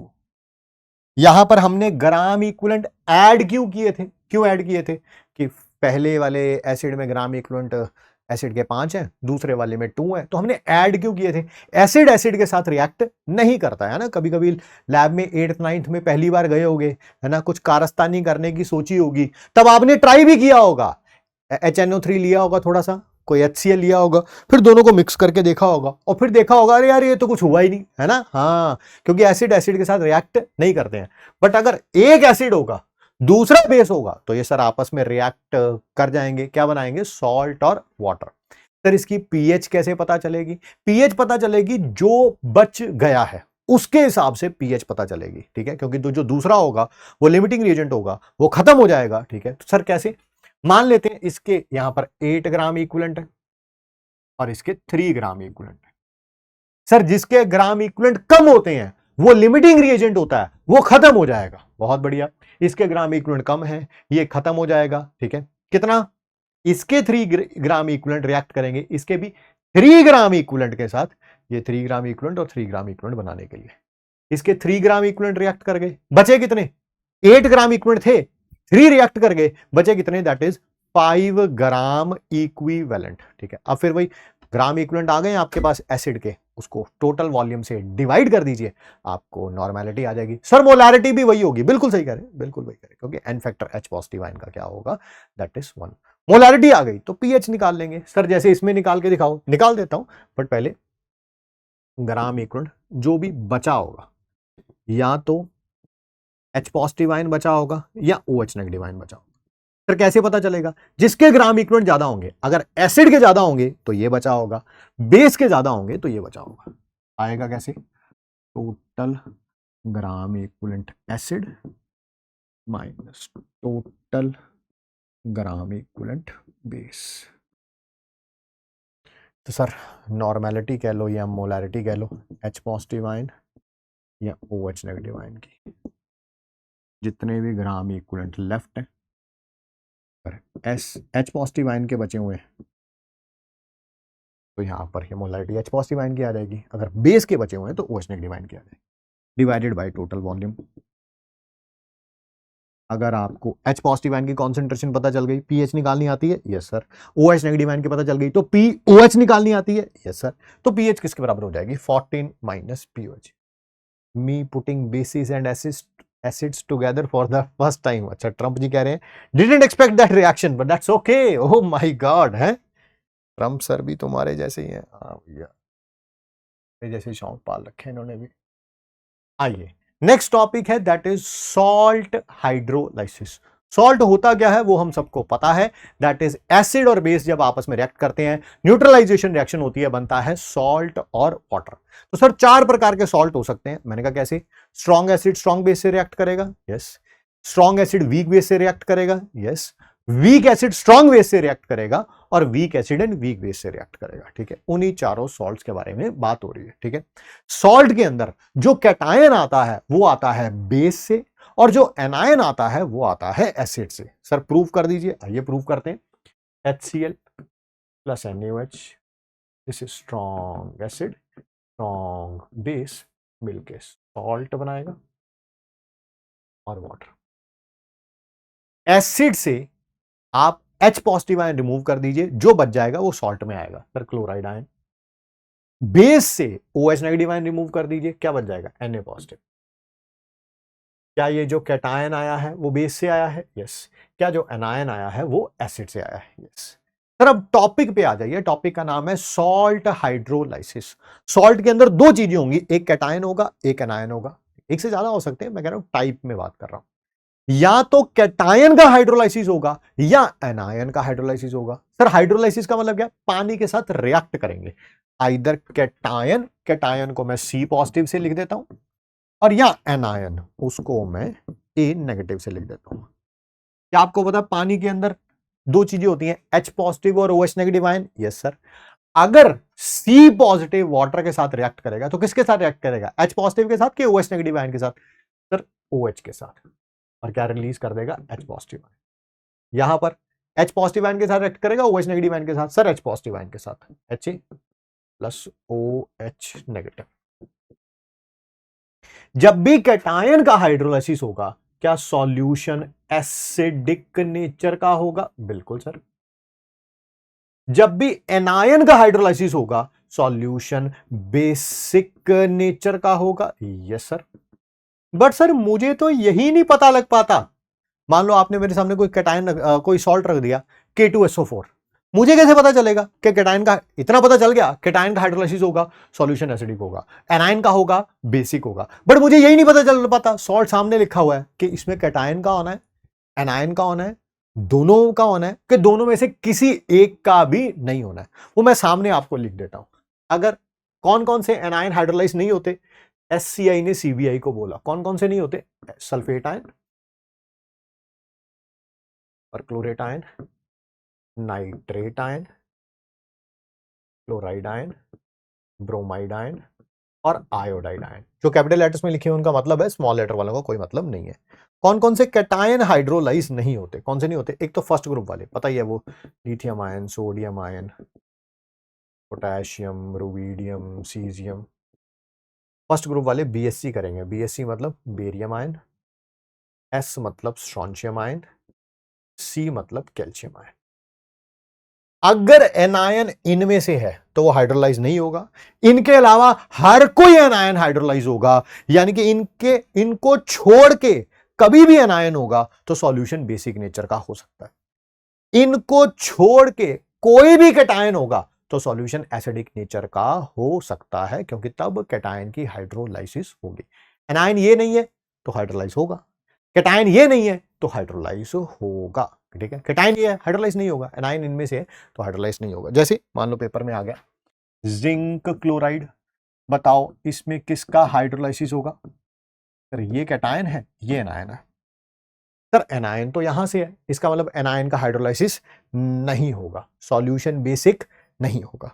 Sir cation cation cation इनमें से नहीं है, इसका मतलब कैटायन का हाइड्रोलाइसिस होगा, और जब भी कैटायन का हाइड्रोलाइसिस होगा सॉल्यूशन का होगा that is acidic in nature. तो क्या मैं बोल सकता हूं इसका सॉल्यूशन एसिडिक नेचर का होगा, pH लेस देन 7 आएगी एट 25 डिग्री सेल्सियस। ठीक है, एक और करके देख लेते हैं, KNO3 aqueous. Sir cation potassium ion है, नाइट्रेट ये रहा, पोटेशियम आयन फर्स्ट ग्रुप में से है, यानी कैटायन का हाइड्रोलाइसिस नहीं होगा। एनायन नाइट्रेट आयन था, वो भी इसमें से है, कैटायन का भी हाइड्रोलाइसिस नहीं होगा, एनायन का भी हाइड्रोलाइसिस नहीं होगा, ना सॉल्यूशन एसिडिक होगा ना सॉल्यूशन बेसिक होगा, यानी कि ये सॉल्यूशन क्या होगा? न्यूट्रल इन नेचर होगा, सॉल्यूशन न्यूट्रल इन नेचर होगा, यानी कि पीएच कितनी होगी? 7 होगी। Hydrolysis of salt of strong acid and strong base, ये अभी अभी पिछले पेज पे हमने पढ़ा है। ठीक है, ये बहुत सारे सॉल्ट लिखे हुए हैं जो कि स्ट्रॉन्ग एसिड से या एंड स्ट्रॉन्ग बेस के कॉम्बिनेशन से बने हैं। ना इसमें कैटायन का हाइड्रोलाइसिस होगा ना एनायन का। कैटायन वो था फर्स्ट ग्रुप वाले में से, और ये एससी ने सीबीआई को बोला कैटायन वहीं पे है, एनायन वहीं CL है, ये कैटायन है ना, ये सारे वही हैं सारे के सारे, जिसमें ना कैटायन का होगा ना एनायन का होगा। तो इसका मतलब यहाँ पर ना तो कैटायन का हाइड्रोलाइसिस होगा ना एनायन का हाइड्रोलाइसिस होगा, सॉल्यूशन हमेशा न्यूट्रल रहेगा। और न्यूट्रल पीएच कितनी होती है? दैट इज 7 होती है एट 25 डिग्री सेल्सियस। ठीक है, न्यूट्रल है तो लिटमस पेपर पे कोई भी इफेक्ट नहीं करेगा। आइए अब बात करते हैं hydrolysis of strong acid, salt of strong acid and weak base. ठीक है, इसमें साफ पता चल रहा है आपको कैटायन का हाइड्रोलाइसिस होगा और एनायन का नहीं होगा। क्यों? क्योंकि एनायन वही है ना, एससी ने सीबीआई वाले में से। ये देखो सल्फेट आयन है, क्लोराइड आयन है, सल्फेट आयन है, नाइट्रेट आयन है, क्लोराइड आयन है, क्लोराइड आयन है, क्लोराइड आयन है, क्लोराइड आयन है, आयोडाइड आयन, नाइट्रेट आयन। ठीक है, और जब भी आपको पता है कैटायन का हाइड्रोलाइसिस होता था तब सॉल्यूशन क्या होता था? तब सॉल्यूशन क्या होता था? दैट इज एसिडिक होता था, यानी कि इसकी जो पीएच आएगी वो लेस देन 7 आएगी एट 25 डिग्री सेल्सियस। उसका फॉर्मूला भी लिखेंगे अभी। ठीक है, next hydrolysis of weak acid and strong base. ठीक है, इसमें देखो एनायन का हाइड्रोलाइसिस होगा, एनायन का ठीक है, कैटायन का हाइड्रोलाइसिस नहीं होगा, ये उसी में है ना, फर्स्ट ग्रुप का कैटायन, फर्स्ट ग्रुप का, फर्स्ट ग्रुप का, फर्स्ट ग्रुप का, फर्स्ट ग्रुप का, बेरियम आयन आ गया, फर्स्ट ग्रुप का आ गया, तो इनका हाइड्रोलाइसिस नहीं होगा, एनायन का होगा। जब भी एनायन का हाइड्रोलाइसिस होगा तब सॉल्यूशन क्या होता था? बेसिक होता था, यानी कि इनकी पीएच क्या आएगी? ग्रेटर देन 7 आएगी एट 25 डिग्री सेल्सियस। सॉल्ट अगर बना होगा week acid and weak base का, ये देखो एनायन का हाइड्रोलाइसिस भी होगा, कैटायन का भी होगा, कैटायन का भी होगा, एनायन का भी होगा। जब कैटायन का होता था सॉल्यूशन एसिडिक होता था, जब एनायन का होता था सॉरी हाँ ठीक है, कैटायन का होता था एसिडिक होता था, एनायन का हाइड्रोलाइसिस होता था, सॉल्यूशन बेसिक होता था। तो यहां पर सॉल्यूशन क्या होगा? क्योंकि यहां पर तो कैटायन का भी हो रहा है, एनायन का भी हो रहा है, डिपेंड करेगा कि किसका ज्यादा हाइड्रोलाइसिस होगा। अगर कैटायन का ज्यादा हाइड्रोलाइसिस होगा तो सॉल्यूशन जो होगा वो ज्यादा एसिडिक होगा, यानी कि पीएच लेस देन 7 आएगी। अगर एनायन का हाइड्रोलाइसिस ज्यादा होगा तो सॉल्यूशन बेसिक होगा, यानी कि पीएच जो होगी वो लेस देन 7 आएगी। उसको हमने समराइज किया हुआ है यहां एक टेबल में। ये सॉल्ट है स्ट्रॉन्ग एसिड वीक बेस का, वीक एसिड स्ट्रॉन्ग बेस का, और वीक एसिड वीक बेस का। यहां पर हमने अभी अभी पढ़ा कि कैटायन का हाइड्रोलाइसिस होगा सॉल्यूशन एसिडिक, एनायन का हाइड्रोलाइसिस होगा बेसिक। इसका ऑलमोस्ट न्यूट्रल इस कारण लिखा हुआ है कि वो डिपेंड कर रहा है किसका ज्यादा हुआ है किसका कम हुआ है। ठीक है, कैटायनिक हाइड्रोलाइसिस ये बता ही दिया मैंने अभी। ठीक है, KH that is hydrolysis constant.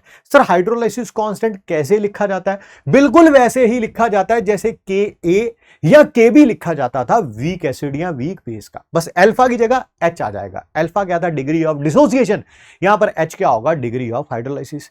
Alpha क्या होता था? Number of moles dissociated divided by total number of moles taken. यहां पर भी H भी वही होगा, number of moles hydrolysed divided by total number of moles taken. Cation के या एनायन के, भाई कैटायन का हाइड्रोलाइसिस हो रहा है तो कैटायन के होंगे, एनायन का हो रहा है तो एनायन के होंगे। KH का रिलेशन होगा KW और KB के साथ, KH is equal to KW by KB अगर वीक बेस है तो। अगर वीक एसिड है तो KH किसके बराबर होगा? KW by KA। देखो वीक एसिड है तो KW के डिवाइड में KA आएगा, वीक बेस है तो KW के डिवाइड में KB आएगा। सर दोनों है, वीक एसिड भी है वीक बेस भी है, तो KH किसके बराबर होगा? KW डिवाइडेड बाई KA भी आएगा और KB भी आएगा। यहां पर H का और KH का क्या कोई रिलेशन होगा? That is degree of hydrolysis का एंड हाइड्रोलाइसिस कांस्टेंट का। Yes, H is equal to root of KH upon C। KH की जगह क्या लिख सकता हूं? KW by KB। Similarly H is equal to root of KH upon C। KH की जगह क्या रख सकता हूं? KW by KB। यहां पर बहुत इंपॉर्टेंट है, H is equal to root of KH आएगा। यहां पर डिग्री ऑफ हाइड्रोलाइसिस जो है वो कॉन्सेंट्रेशन पे डिपेंड नहीं करती है, नहीं करती है, यहां पर कॉन्सेंट्रेशन पे डिपेंड करती है। ठीक है, इसकी H पॉजिटिव आयन CH के बराबर होगा, H की वैल्यू हमने यहां से रख दी, पीएच का फॉर्मूला याद आएगा। OH नेगेटिव आयन CH के इक्वल होगा, क्योंकि ये सॉल्यूशन बेसिक था तो पहले POH निकलेगा, फिर पीएच कैसे निकलेगा? 14 माइनस POH, और यहां पर H पॉजिटिव आयन की वैल्यू रखी है हमने। ठीक है सर, हमें कैसे पता चलेगा यहां पर सॉल्यूशन एसिडिक है या बेसिक है? बेटा अगर Ka ज्यादा होगा KB से तो pKa कम होगा pKb से। Ka ज्यादा होगा तो pKa कम होगा। अगर ये छोटा है ये बड़ा है तो वैल्यू 7 माइनस आ जाएगी, यानी कि सॉल्यूशन एसिडिक होगा। अगर Ka छोटा होगा Kb बड़ा होगा, Ka छोटा मतलब pKa बड़ा, ये वाली वैल्यू बड़ी होगी ये वाली वैल्यू छोटी होगी, 7 प्लस आएगा pH, यानी कि सॉल्यूशन क्या होगा? बेसिक नेचर का होगा। फिर रिपीट कर रहा हूं, इसकी जो इस सॉल्ट की, वीक एसिड और वीक बेस के सॉल्ट की जो pH है वो कॉन्सेंट्रेशन पे डिपेंड नहीं करती है, यानी कि अगर जो सॉल्ट होगा वीक एसिड और वीक बेस का 0.1 मोलर पे है, 0.4 मोलर पे है, 0.2 मोलर पे है, उन सब में इसकी pH क्या होगी? सेम होगी एट सेम टेम्परेचर। यहां पर करती है, ये देखो लिखा हुआ है, कॉन्सेंट्रेशन चेंज होगी तो pH चेंज होगी, weak acid salt of weak acid and strong base की, and strong acid and weak base की। अगर आपको कभी भी एम्फीप्रोटिक एनायन, बताया था एम्फीप्रोटिक क्या है? जो H पॉजिटिव आयन दे भी सकते हैं और H पॉजिटिव आयन ले भी सकते हैं, अगर उनकी pH निकालनी है तो किसके बराबर होगी? जैसे मैं समझाता हूं H2CO3 वीक डाइप्रोटिक एसिड है, पहले स्टेप में H पॉजिटिव आयन देगा और बाइकार्बोनेट आयन, फिर बाइकार्बोनेट आयन दोबारा डिसोशिएट होगा, बनाएगा H पॉजिटिव आयन और कार्बोनेट आयन। तो pH ऑफ बाइकार्बोनेट आयन किसके इक्वल होगा? बाइकार्बोनेट कहां कहां इन्वॉल्व है? इसमें भी इन्वॉल्व है और इसमें भी इन्वॉल्व है, तो दोनों के pKa को ऐड कर लो और 2 से डिवाइड कर लो। ठीक है, जैसे ही H2PO4, पता ही है H2PO4 एक तो यहां पे इन्वॉल्व होगा, पहले एक H पॉजिटिव आयन देगा और H2PO4 नेगेटिव आ गया कि नहीं आ गया, फिर ये H2PO4 नेगेटिव भी एक और H पॉजिटिव आयन देगा। हाँ सर, क्योंकि इसका एन फैक्टर 3 है, ये 3 H पॉजिटिव आयन तक दे सकता है। HPO4 2 negative plus water, H positive ion, इसका डिसोसिएशन कांस्टेंट को Ka1 बोलेंगे, इसको Ka2 बोलेंगे, इसको Ka3 बोलेंगे। इसका जो pK निकलेगा वो pKa1, इसका pKa2, इसका pKa3। तो अगर हमें H2PO4 नेगेटिव, जो कि एक एम्फीप्रोटिक एनायन है, अगर इसका pH निकालना है, H2PO4 नेगेटिव एक तो यहां पे है एक यहां पे है, तो pKa1 plus pKa2 divided by 2। ठीक है, तो pH आ जाएगा। मान लीजिए इसका pH निकालना है तो HPO4 2 नेगेटिव एक तो यहां पे है और एक इस यहां पर 2 नेगेटिव आना है, HPO4 2 नेगेटिव एक यहां पे है, तो इसका pH कैसे आएगा? pKa2 plus pKa3 divided by 2 लिखा हुआ है। नेक्स्ट बात करेंगे बफर सॉल्यूशन की। बफर सॉल्यूशन होते क्या है? एक ऐसा सॉल्यूशन जिसमें थोड़ा सा एसिड या बेस या पानी डाला जाए तो पीएच में कोई भी चेंज नहीं आता है। ये तीन प्रकार के होते हैं। सबसे पहला होता है that is simple buffer which is a salt of weak acid and weak base. उसमें थोड़ा एसिड डालो या थोड़ा बेस डालो या पानी डालो तो पीएच में कोई भी चेंज नहीं आता है, वो हमने पढ़ लिया है।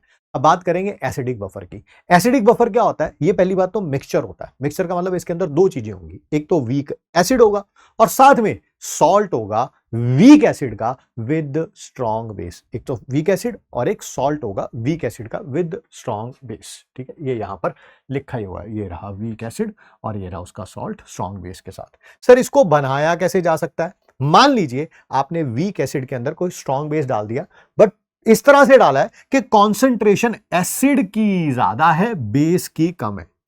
टाइम 0 पर ये 1 मोल था, ये 0.5 मोल था, प्रोडक्ट तो बना ही नहीं होता। जब ये रिएक्ट कर जाएगा कुछ समय के बाद, ऑब्वियसली ये लिमिटिंग रिएजेंट है, ये खत्म हो जाएगा। 1 मोल एक के साथ रिएक्ट करता है, 0.5 मोल 0.5 के साथ रिएक्ट करेगा, बचेगा कितना? 1 मोल था, 0.5 मोल रिएक्ट कर गया, बचेगा कितना? 1 में से 0.5 गया, 0.5। ठीक है, 1 से 1 बनता है, 0.5 से कितना बनेगा? 0.5। क्या अब बीकर के अंदर एक तो वीक एसिड है और एक उसका सॉल्ट है स्ट्रॉन्ग बेस के साथ। यस, अब बीकर के अंदर क्या है? एक एसिडिक बफर है। या ऐसा भी हो सकता है कि आप सॉल्ट डालें और साथ में कोई एसिड डालें। कंडीशन क्या हो? सॉल्ट जो है उसकी कॉन्सेंट्रेशन ज्यादा होनी चाहिए। क्या अभी अभी हमने पढ़ा था कि इस सॉल्ट में हाइड्रोलाइसिस होगा एनायन का? ठीक है, एनायन का हाइड्रोलाइसिस होता है तो सॉल्यूशन बेसिक होता है। यस, क्या उसी बेस के साथ ये रिएक्ट करेगा? यस, CH3CO नेगेटिव HCl के साथ डाल के CH3COH और NaCl बनाएगा। ठीक है, टाइम 0 पे इसका 1 मोल है, इसका 0.5, 0 और 0 आना है। जब ये रिएक्ट कर गया सर, ये लिमिटिंग रिएजेंट है, ये खत्म हो जाएगा। 1 मोल के साथ 1 मोल रिएक्ट करता है तो 0.5 के साथ ये 0.5 रिएक्ट कर जाएगा, बचेगा कितना? 1 मोल था, 0.5 रिएक्ट कर गया, 0.5 बच जाएगा। इसके 1 मोल से ये 1 बनता है तो 0.5 से कितना बनेगा? 0.5 बनेगा। अब बीकर के अंदर देखो, एक तो सॉल्ट है वीक एसिड और स्ट्रॉन्ग बेस का, और साथ में वीक एसिड है, तो ये भी एक एसिडिक बफर की तरह काम करेगा। ठीक है सर ये सॉल्ट भी तो साथ में बना रहने दो, उससे क्या करना है हम लोगों को? उससे हमें करना क्या है? इसमें एक ऑर्गेनिक का कॉन्सेप्ट भी है। अगर किसी को लग रहा है कि ये दोनों रिएक्ट करते हैं, मुझे तो यही नहीं पता चला कि ये दोनों, ये तो पता चल गया चलो ये एसिड और बेस है, सॉल्ट और वाटर बनाते हैं, मुझे तो यही नहीं पता चला कि ये रिएक्ट करते हैं। अरे यार, ऑर्गेनिक में भी पढ़ते हो आप लोग क्या, कि जब भी किसी सॉल्ट और एसिड का रिएक्शन कराया जाता है, अगर प्रोडक्ट में वीक एसिड बन रहा है तो रिएक्शन होगी, अदरवाइज नहीं होगी। यहां पर भी देख लो, आपने सॉल्ट और एसिड का रिएक्शन कराया, अगर ये दोनों बनेंगे या नहीं बनेंगे कैसे पता चलेगा? Hashtag PW. पीडब्ल्यू का मतलब फिजिक्स वाला। अरे फिजिक्स वाला तो है ही, प्रोडक्ट में अगर वीक कंपोनेंट है, यस सर, ये प्रोडक्ट में वीक एसिड है, रिएक्टेंट में स्ट्रॉन्ग एसिड है, यानी कि ये रिएक्शन होगी। ठीक है, तो आपको इससे भी पता चल गया ना, ऑर्गेनिक भी इनकॉर्पोरेट हो गई यहां पे। अगर कभी भी एसिडिक बफर का पीएच निकालना है, सीधा हेंडरसन इक्वेशन से आप निकाल सकते हैं। PH is equal to pK plus log of concentration of, ध्यान से सुनना, anion of weak acid. Weak acid की कॉन्सेंट्रेशन, सॉल्ट की कॉन्सेंट्रेशन नहीं बोल रहा हूं, एनायन ऑफ वीक एसिड की कॉन्सेंट्रेशन बोल रहा हूं, जिसको सॉल्ट की कॉन्सेंट्रेशन बोल दिया जाता है। आराम से समझाता हूं, ध्यान से सुनो। जैसे मान लो ये 0.2 मोलर है, जो इसका एनायन है वो कितना बनेगा? फिर 0.2 मोलर ही बनेगा, कोई प्रॉब्लम नहीं है। तो इसी कारण इसको सॉल्ट की जितनी कॉन्सेंट्रेशन होती है वही एनायन ऑफ वीक एसिड है। यही दोनों को सेम लिख दिया जाता है। भैया यहां पर ये सेम होंगे भी, कोई टेंशन वाली बात नहीं है। एक CH3CO नेगेटिव Na से एक CH3CO नेगेटिव बनता है, बट अगर ये यही होता CH3COO का होल ट्वाइस कैल्शियम, तब तो ये 2 बनते, यानी कि अगर ये 0.2 मोलर होता तब एनायन कितना बनता है? 2 इंटू 0.2 यानी कि 0.4 मोलर। तो कभी भी अगर आप यहां पर रखना है आपने, तो इसकी कॉन्सेंट्रेशन रखनी है, इसकी। ठीक है, ये 1.2 है तो ये 0.4 बनेगा, इस बात का ख्याल रखना। दूसरा, ऊपर पावर में आने हैं स्टोशियोमेट्रिक कोफिशिएंट, अगर ये होता तो चलो ऊपर तो 1 ही आना है, कोई टेंशन वाली बात नहीं है, बट अगर ये होता तो इसकी पावर में क्या आना है, दैट इज 2 आना है ना, तो उस बात का ख्याल रखना, उस बात का ख्याल रखना, ठीक है। और नीचे तो एसिड की कॉन्सेंट्रेशन है।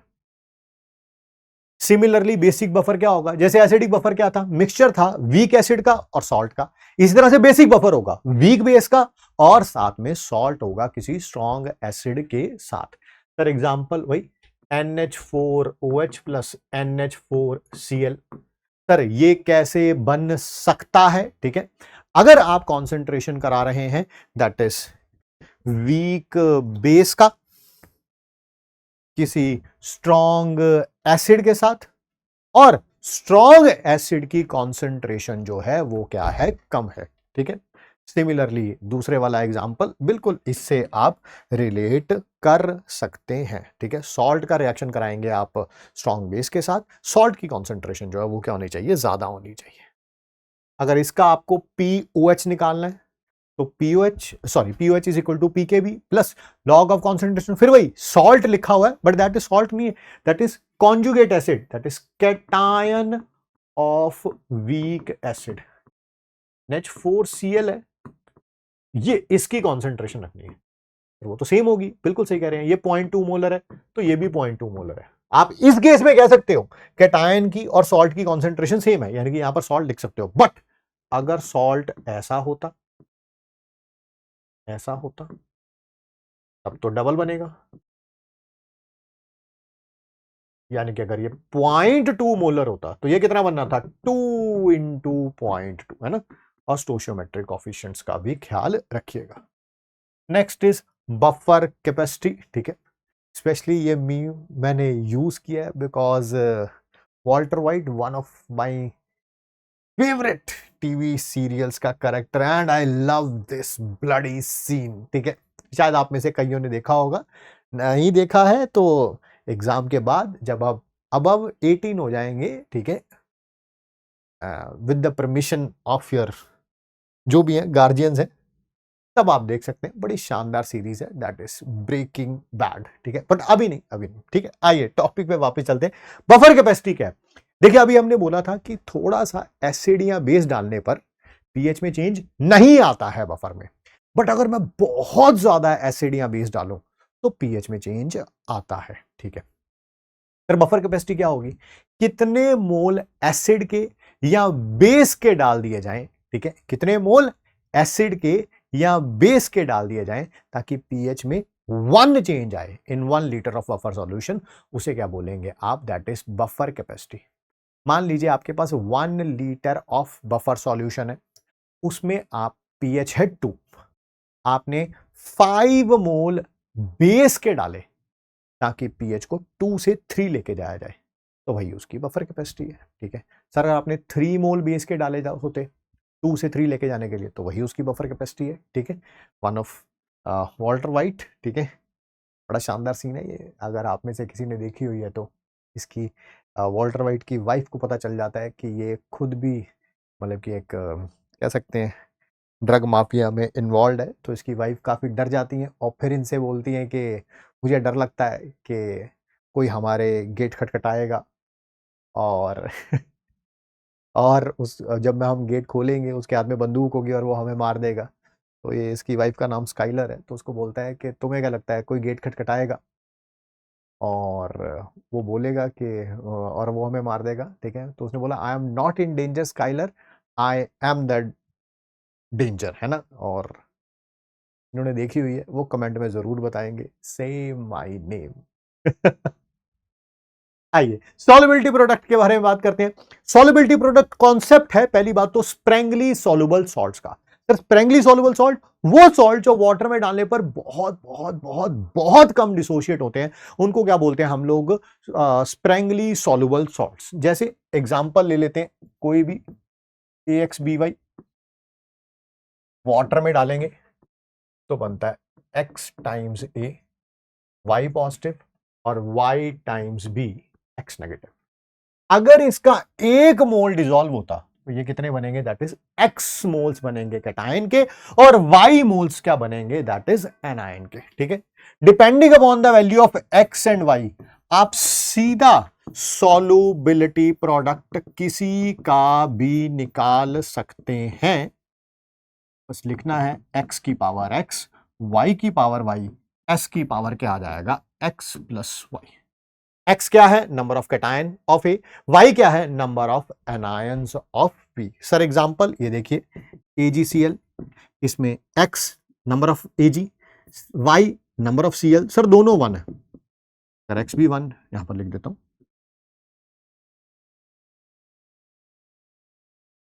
यहां पर x लिख देता हूं, यहां पर y लिख देता हूं, यहां पर Ksp लिख देता हूं। Number of Ag 1, number of chloride 1, Ksp क्या हो जाएगा, 1 की पावर 1, फिर y की पावर y, दैट इज 1 की पावर 1, फिर s की पावर x प्लस y, यानी कि s की power 1 plus 1, that is s square हो जाएगा। बहुत बढ़िया। सर अगर ऐसा होता कोई A2B होता, x2 हो जाता, y1 हो जाता, 1 की पावर 1, 2 की पावर 2, s की power 1 plus 2, that is 4s cube हो जाता। सर AB2 हो जाता, तब x1 हो जाता, y2 हो जाता, चाहे x की पावर x और y की पावर y, दोनों में से कोई सा भी पहले लिख लो, कोई बहुत बड़ी प्रॉब्लम नहीं है। सर तब भी वैल्यू 4s क्यूब आ जाती, बिल्कुल।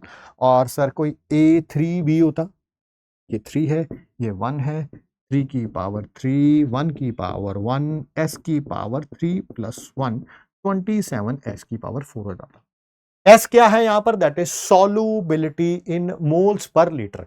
याद रखिएगा ये सॉल्युबिलिटी की वैल्यू बहुत कम होगी। मान लीजिए किसी स्प्रेंगली सॉल्युबल सॉल्ट को आपने वाटर में डाला, उसके 1 मोल, 2 मोल, 5 मोल, 10 मोल पानी में डाल दिए, मान लो 5 मोल डाले हैं, तो सॉल्युबिलिटी जो है वो 5 नहीं है, 5 तो आपने टोटल मोल्स पर लीटर में डाले हैं। ठीक है, सॉल्युबिलिटी की वैल्यू होगी 0.00000001, यानी कि जितने मोल डिसॉल्व हो गए हैं, जितने आयंस में कन्वर्ट हो गए हैं, वो है सॉल्युबिलिटी। आपने 50 मोल डाले हैं तो सॉल्युबिलिटी 50 मोल नहीं है, पर लीटर नहीं है, वो क्या है दैट 50 में से जितने डिसॉल्व हो गए हैं, और वो बहुत कम होंगे क्योंकि ये स्प्रेंगली सॉल्युबल सॉल्ट है, पता नहीं 0.00000001 समथिंग लाइक दैट होगा। ठीक है, इसी के साथ हमारा एक टॉपिक है दैट इज KIP। जैसे KSP लिखा जाता है, concentration of cation and anion raise to power their stoichiometric coefficient,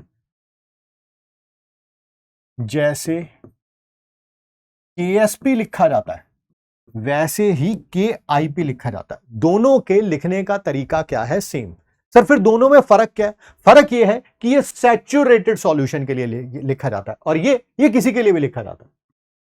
मान लीजिए KIP की वैल्यू लेस देन KSP आई, इसका मतलब सॉल्यूशन अभी अनसैचुरेटेड है,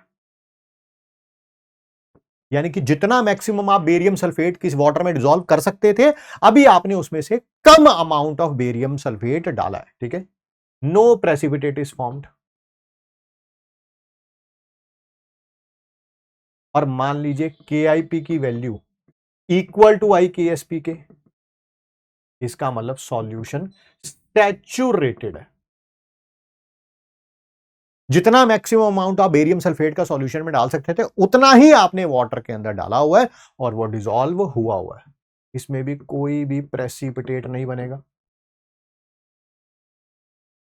और मान लीजिए, थ्योरेटिकली बोल रहा हूं, अगर KIP KSP से ज्यादा आ गया, जितना आप मैक्सिमम वाटर में डाल सकते थे बेरियम सल्फेट, उससे ज्यादा डाला हुआ है, जितना ज्यादा डाला हुआ है वो प्रेसिपिटेट हो जाएगा, जितना ज्यादा डाला हुआ है वो क्या हो जाएगा, प्रेसिपिटेट हो जाएगा। इसको बोलते हैं सॉल्यूशन इज सुपर सैचुरेटेड। जितना अमाउंट ज्यादा डाला हुआ है वो क्या हो जाएगा, प्रेसिपिटेट बना लेगा। मीम क्या है, कैल्शियम स्ट्रोंशियम बेरियम की सॉल्युबिलिटी सल्फेट आयन के साथ और अच्छा हाइड्रोक्साइड आयन के साथ, तो वो बेसिकली ये शो कर रहा है, इनऑर्गेनिक से भी रिलेट कर सकते हो कि टॉप टू बॉटम जाते हैं तो कैल्शियम स्ट्रोंशियम बेरियम आयन की सॉल्युबिलिटी, हाइड्रोक्साइड्स की सॉल्युबिलिटी इंक्रीज होती है ना, टॉप टू बॉटम जाते हैं तो सॉल्युबिलिटी इंक्रीज होती है, वही height change in hydration enthalpy ज़्यादा होता है और लैटिस एंथैल्पी कम होती है। और यहाँ पर उल्टा होता है ना, टॉप टू बॉटम जाते हैं सल्फेट में तो सॉल्युबिलिटी डिक्रीज होती है, तो वो लिखा हुआ है। इसी के साथ बेटा ये हमारा आज का शानदार चैप्टर खत्म होता है। मजेदार चैप्टर था, हमने बहुत कोशिश करी है कि इसको as much as possible concise किया जाए with taking everything in detail. ठीक है, तो मिलते हैं आपसे जल्दी ही नेक्स्ट क्लास में। Thanks for giving us your time. Thank you बच्चों।